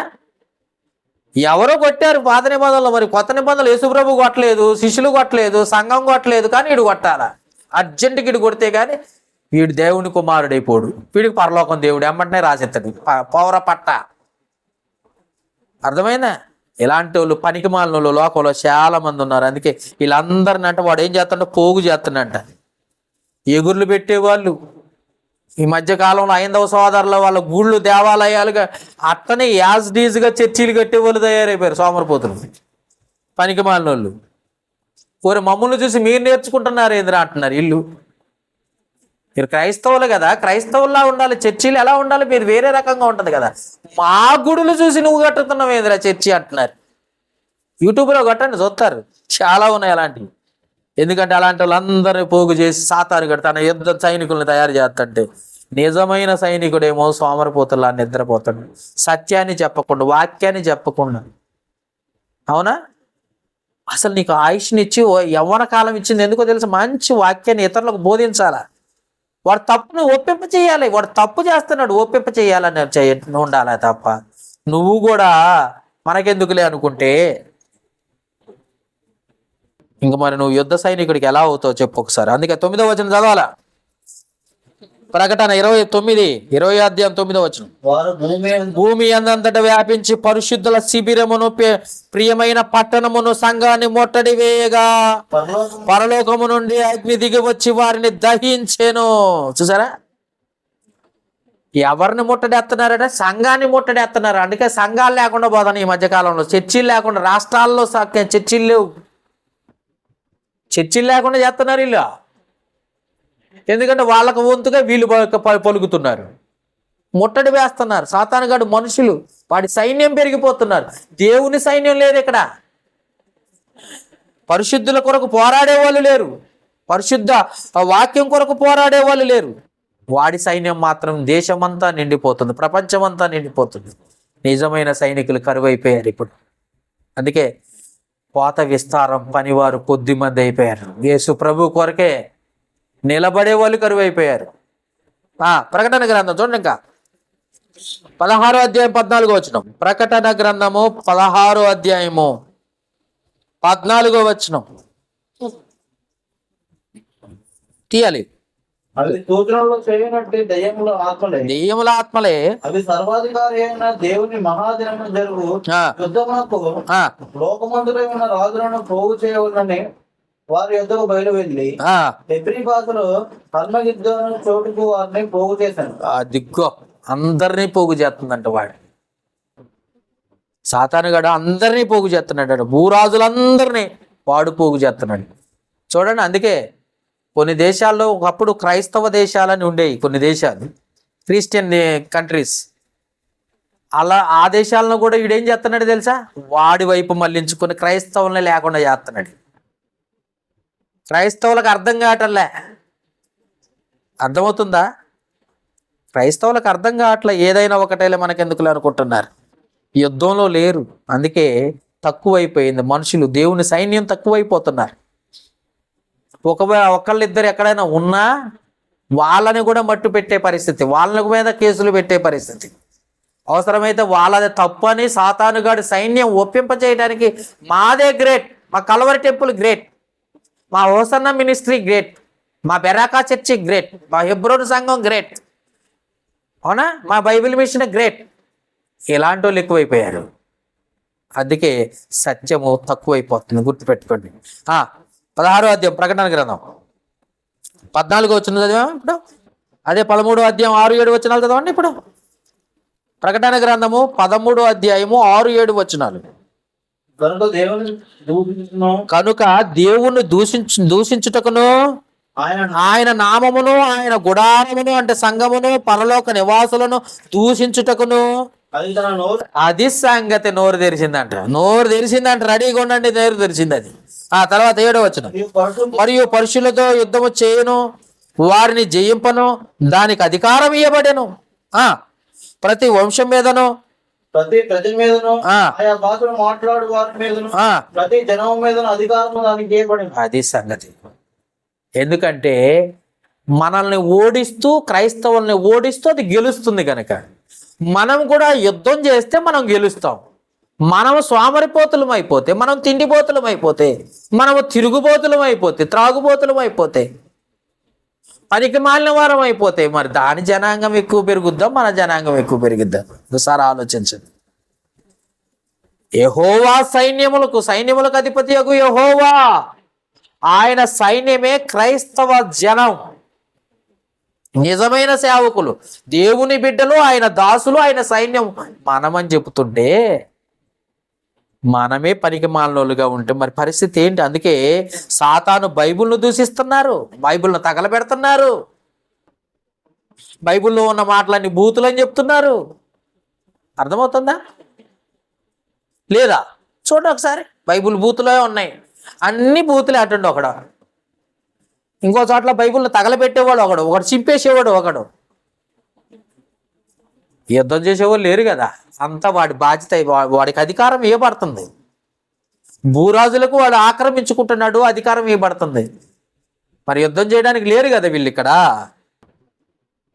కాబట్టి జ్ఞాపకం చేసుకో. తిమోతికి రాసిన 2వ పత్రిక 2వ అధ్యాయం 3 నుండి 5 వచనాలు చదువుదాం. వీళ్ళు ఎలా ఉన్నారంటే చెప్తున్నాడు. తిమోతికి రాసిన 2వ పత్రిక 2వ అధ్యాయము 3వ వచనం నుండి 5వ వచనం వరకు చదువుకుందాం. క్రీస్తు యేసు యొక్క మంచి సైనికుని వలె నాతో కూడా శ్రమ అనుభవించుము. 4వ వచనం, సైనికుడు ఎవడనో యుద్ధమునకు పోవునప్పుడు తన దండులో చేర్చుకున్న వాడిని సంతోష పెట్టవలనని ఈ జీవన వ్యాపారంలో చిక్కుకొనడు. కుటుంబాల కోసం బతుకుతా, అన్న చెల్లెల కోసం బతుకుతా, అక్క చెల్లెల కోసం బతుకుతా, తల్లిదండ్రుల కోసం బతుకుతా కాదు, దేవుని కోసం బతుకుతా అనేవాడు లేడు. జీవన వ్యాపారములో చిక్కుకొనడు. డబ్బు సంపాదించాలి, ఇల్లు కట్టుకోవాలి, అది చెయ్యాలి, ఇది చెయ్యాలి, అట్లా బ్యాంకు బ్యాలెన్స్ పెంచుకోవాలనుకుంటున్నారే తప్ప, చిక్కుపడుతున్నారే తప్ప, దేవుని కోసం నిలబడాలి, దేవుని కోసం ప్రాణార్పణము చేయాలి అన్న ఆలోచన కలిగిన వాళ్ళు లేరు. అందుకే వ్యాపారంలో చిక్కుకుంటున్నారట. ఇది ఒక వ్యాపారం అయిపోయింది. 5వ వచనం, మరియు జట్టి అయిన వాడు, చదువుతున్నారా? 5వ వచనం, మరియు జట్టి అయిన వాడు పోరాడినప్పుడు నియమము ప్రకారము పోరాడుకుంటే వానికి జీవ కిరీటము దొరకదు. కరెక్ట్గా పోరాడకపోతే పరలోకం లేదు నాయన. సత్యము కొరకు పోరాడకుండా నాకెందుకులే అనుకుంటే మరి నీకు జీవ కిరీటం ఎడ దొరుకుద్ది? ఒకసారి ఆలోచించుకో. నువ్వు యెహోవా సైన్యంగా ఉండాలనుకుంటున్నావా? ఏమంటండి ఎఫెసీయులకు రాసిన పత్రిక 10వ అధ్యాయం 6వ అధ్యాయం 10వ వచనం నుండి. ఎఫెసీయులకు రాసిన పత్రిక 6వ అధ్యాయం 10వ వచనం నుండి, ప్రభువు యొక్క మహాశక్తిని బట్టి ఆయన యందు బలవంతులై ఉండండి, మీరు అపవాది తంత్రములను ఎదిరించినట్లు శక్తిమంతులు ఉన్నట్లు దేవుడి సర్వాంగ కవచమును ధరించుకొనుడి. 13వ వచనం నుండి చదువుదాం. 13వ వచనం నుండి, అందుచేతను మీరు ఆపద్దినమందు వారిని ఎదిరించుటకును సమస్తము నెరవేర్చిన వారై నిలవబడుటకును శక్తిమంతులకు అడినట్లు దేవుడిచ్చు సర్వాంగ కవచమును ధరించుకున్నట్టు. ఎలయనగా మీ నడుమును సత్యమును దట్టిని కట్టుకొని నీతి అను మహిమరువును తొడుక్కొని పాదములకు సమాధాన సువార్త అయిన సిద్ధ మనసు తొడుక్కొని నిలవబడి ఉండు. ఇవన్నీగాక విశ్వాసమును డాలు పట్టుకొని దానితో మీరు దుష్టుని అగ్నిబాణముల అంటే ఆర్పి శక్తిమంతులవుతారు. 17వ వచనం, మరియు శిరస్త్రమును దేవుని వాక్యమును ఆత్మ ఖడ్గమును ధరించుకొనుడి. ఇంకా చదవాలంటే చాలా ఉన్నాయి. కాబట్టి గుర్తుపెట్టుకోండి, ఎప్పుడు క్రైస్తవుడు ఒక సైన్యముగా సిద్ధముగా ఉండాలి తప్ప పనికి మాలిన వాడిగా ఏదో ఆదివారం చర్చికి పోయిన చాలు మనకెందుకులే ఆరాధన, ఆదివారం 1 గంట కూర్చుంటే చాలులే అనుకుంటే కాదు. నువ్వు పోరాడాల్సింది సత్యాన్ని బోధించటం కొరకు. క్రీస్తు సంఘం ఒక్కటే ఉంది బైబిల్లో అని చెప్పటం కొరకు పోరాడు. చప్పట్లు కొట్టడాలు లేవు, ఆత్మలు వచ్చిపోయే ఆత్మలు లేవు, పరిశుద్ధాత్మ రా రా అని కేకలేయటాలు లేవు, పొరటాలు లేవు, డ్రమ్స్ లేవు, ఇక్కడ వాయిద్య సంగీతాలు లేవు. అర్థమైందా? ఇవన్నీ చెప్పాలి లోకంలో. అన్ని సంఘాల్లో అవే ఉన్నాయి. ఆత్మతో సత్యముతో ఆరాధించమంటున్నాడు తప్ప ఇవన్నీ లేవు అని బైబిల్లో ఉన్న వాటను చెప్పటానికి లేరు సైన్యం. కాబట్టి జ్ఞాపకం చేసుకో, ఈరోజు నీవు ఒక సైన్యంగా, యెహోవా సైన్యం, మీరు సైన్యములకు అధిపతి యెహోవా ఆయన సైన్యములో ఒక భాగం. మీరు నీ ముందు నడిచేవాడు మన ప్రభు అయిన యేసు క్రీస్తు వారు. ఆయన మాదిరిగా పెట్టుకొని ఆయన అడుగు జాడల్లో ఆయన వెంబడించి గొర్రె పిల్లను వెంబడించి సైన్యం మనం. ఎంతమంది ఉన్నారు అలాగా నిజంగా పోరాడేవాళ్ళు, నిజంగా ప్రాణాలు కూడా దేవుని కొరకు సమర్పించే వాళ్ళు ఎంతమంది ఉన్నారు? ఎంతమంది దేవుని కొరకు ధర్మ పోరాటం చేసే వాళ్ళు ఉన్నారు? ఎవరు ఆత్మ సంబంధమైన పోరాటం చేసేవాళ్ళు, ఎవరు సత్యాన్ని ఉన్నట్టుగా బోధించే వాళ్ళు ఉన్నారు? ఎవరు మూర్ఖులైన వారి నోరు మూయించుట దేవుని చిత్తం అని అంటే ఆ మూర్ఖుల మాటలకు త్వత్తాసు పలికే వాళ్ళే తప్ప ఖండించి గద్దించి సరిచేసి దేవుని మార్గంలోకి నడిపించే వాళ్ళు ఎవరున్నారు? ఒకసారి ఆలోచించండి. నిజంగా యెహోవా సైన్యం అంటే ఎంత గొప్పదో ఒకసారి ఆలోచించి ఆ సైన్యములో సైనికుడిగా బ్రతికి చనిపోవటమే గొప్ప దేవునికి మహిమ. అలాంటి పోరాటంలో ప్రాణాలు పోయినా ఏం పర్వాలేదు, అలాంటి సేవలో ప్రాణాలు పోయినా పర్వాలేదు, సైన్యంలో ప్రాణాలు పోయినా పర్వాలేదు, అలాంటి పోరాటం పోరాడి బ్రతికి చనిపోవాలి తప్ప ఈ లోకాన్ని ఏమంటే జీవన వ్యాపారంలో చిక్కుపడిపోయి ఏదో టైంపాస్కి ఒక గంట వచ్చి కూర్చొని వెళ్ళిపోయే పనికి మాలిన క్రైస్తవులుగా మనం ఉండకూడదని ఎంత గొప్ప వాక్యాన్ని ఈరోజు మనతో మాట్లాడుతున్నాడు దేవుడు. అలా ఉందామా? దేవుని సైనికుడిగా బ్రతికిన 4 రోజులైనా కరెక్ట్గా బతికి చచ్చిపోదామా? యథార్థంగా బతికి చచ్చిపోదామా? లేకపోతే సోమరపోతుల్లా ఉండి బతి చచ్చిపోదామా? ఆ గంట ప్రార్థనకు పోయొచ్చే వాళ్ళుగా ఉండి చచ్చిపోదామా? ఒకసారి ఆలోచించు. దేవుని సైన్యం అంటే మహాశక్తి కలిగింది. మనం ఉండటానికి అలా ఉండాలనే కోరుకుంటున్నాడు దేవుడు. అలా ఉన్నవారే జీవ కిరీటాన్ని పౌలు గారు అంటే నేను ఇక మీదట జీవ కిరీటం నా కొరకే కాక మీ కొరకు కూడా ఉంచబడింది. కారణం ఎందుకంటే మీరు కూడా అలాంటి పోరాటంలో ఉన్నారు కనుక ఉండాలి, పోరాడాలి. బ్రతుకు ఆయుష్ ఉన్నంత వరకు పోరాడాలి, పోరాడి చనిపోవాలి. చివరి మాట చదువుకొని ముగించుకుందాం. ఓకే, ప్రకటన గ్రంథము చివరి మాట, చివరిగా ఒక్క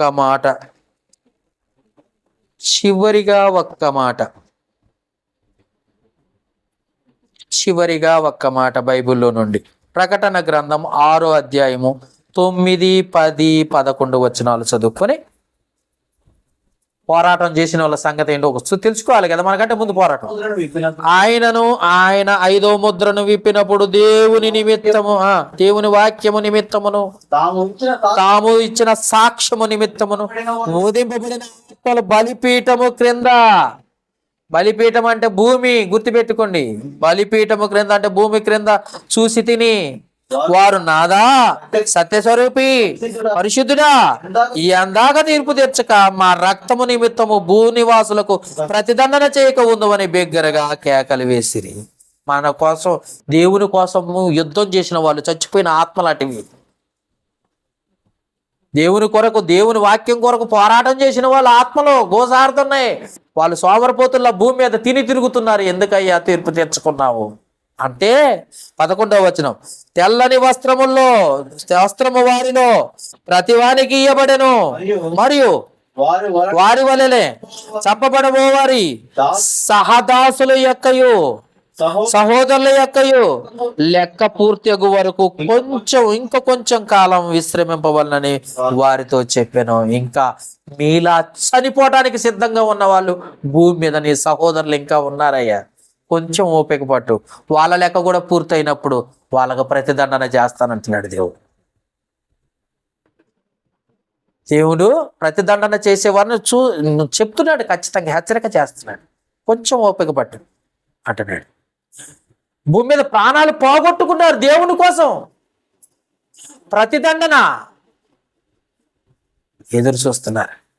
కాబట్టి జ్ఞాపకం చేసుకుంటు ప్రాణాలు పోగొట్టుకున్నారు దేవుని కోసం. అవును, వాక్యం కోసం పోరాడారు వాళ్ళు. మరి మనం కూడా పోరాడాలని కోరుకుంటున్నాడు. అలాంటి వారు భూమి మీద ఉన్నారంటే ఇంకా దేవుడే చెప్తున్నాడు ఇంకా భూమి మీద ఉన్నారు. ప్రాణాలు తెల్ల వస్త్రాలు ధరించుకొని బాప్తీసం తీసుకొని దేవుని సంఘంలో నిలబడ్డ వాళ్ళు, అలాంటి వాళ్ళు ఉన్నారు. కాబట్టి కొంచెం కాలం ఓపిక పట్టు, ఇప్పుడు నేనే ప్రతిదండన చేస్తానంటున్నాడు దేవుడు. కాబట్టి జ్ఞాపకం చేసుకుని అలాంటి సైనికులుగా మనం ఉండాలని దేవుడు కోరుకుంటున్నాడు.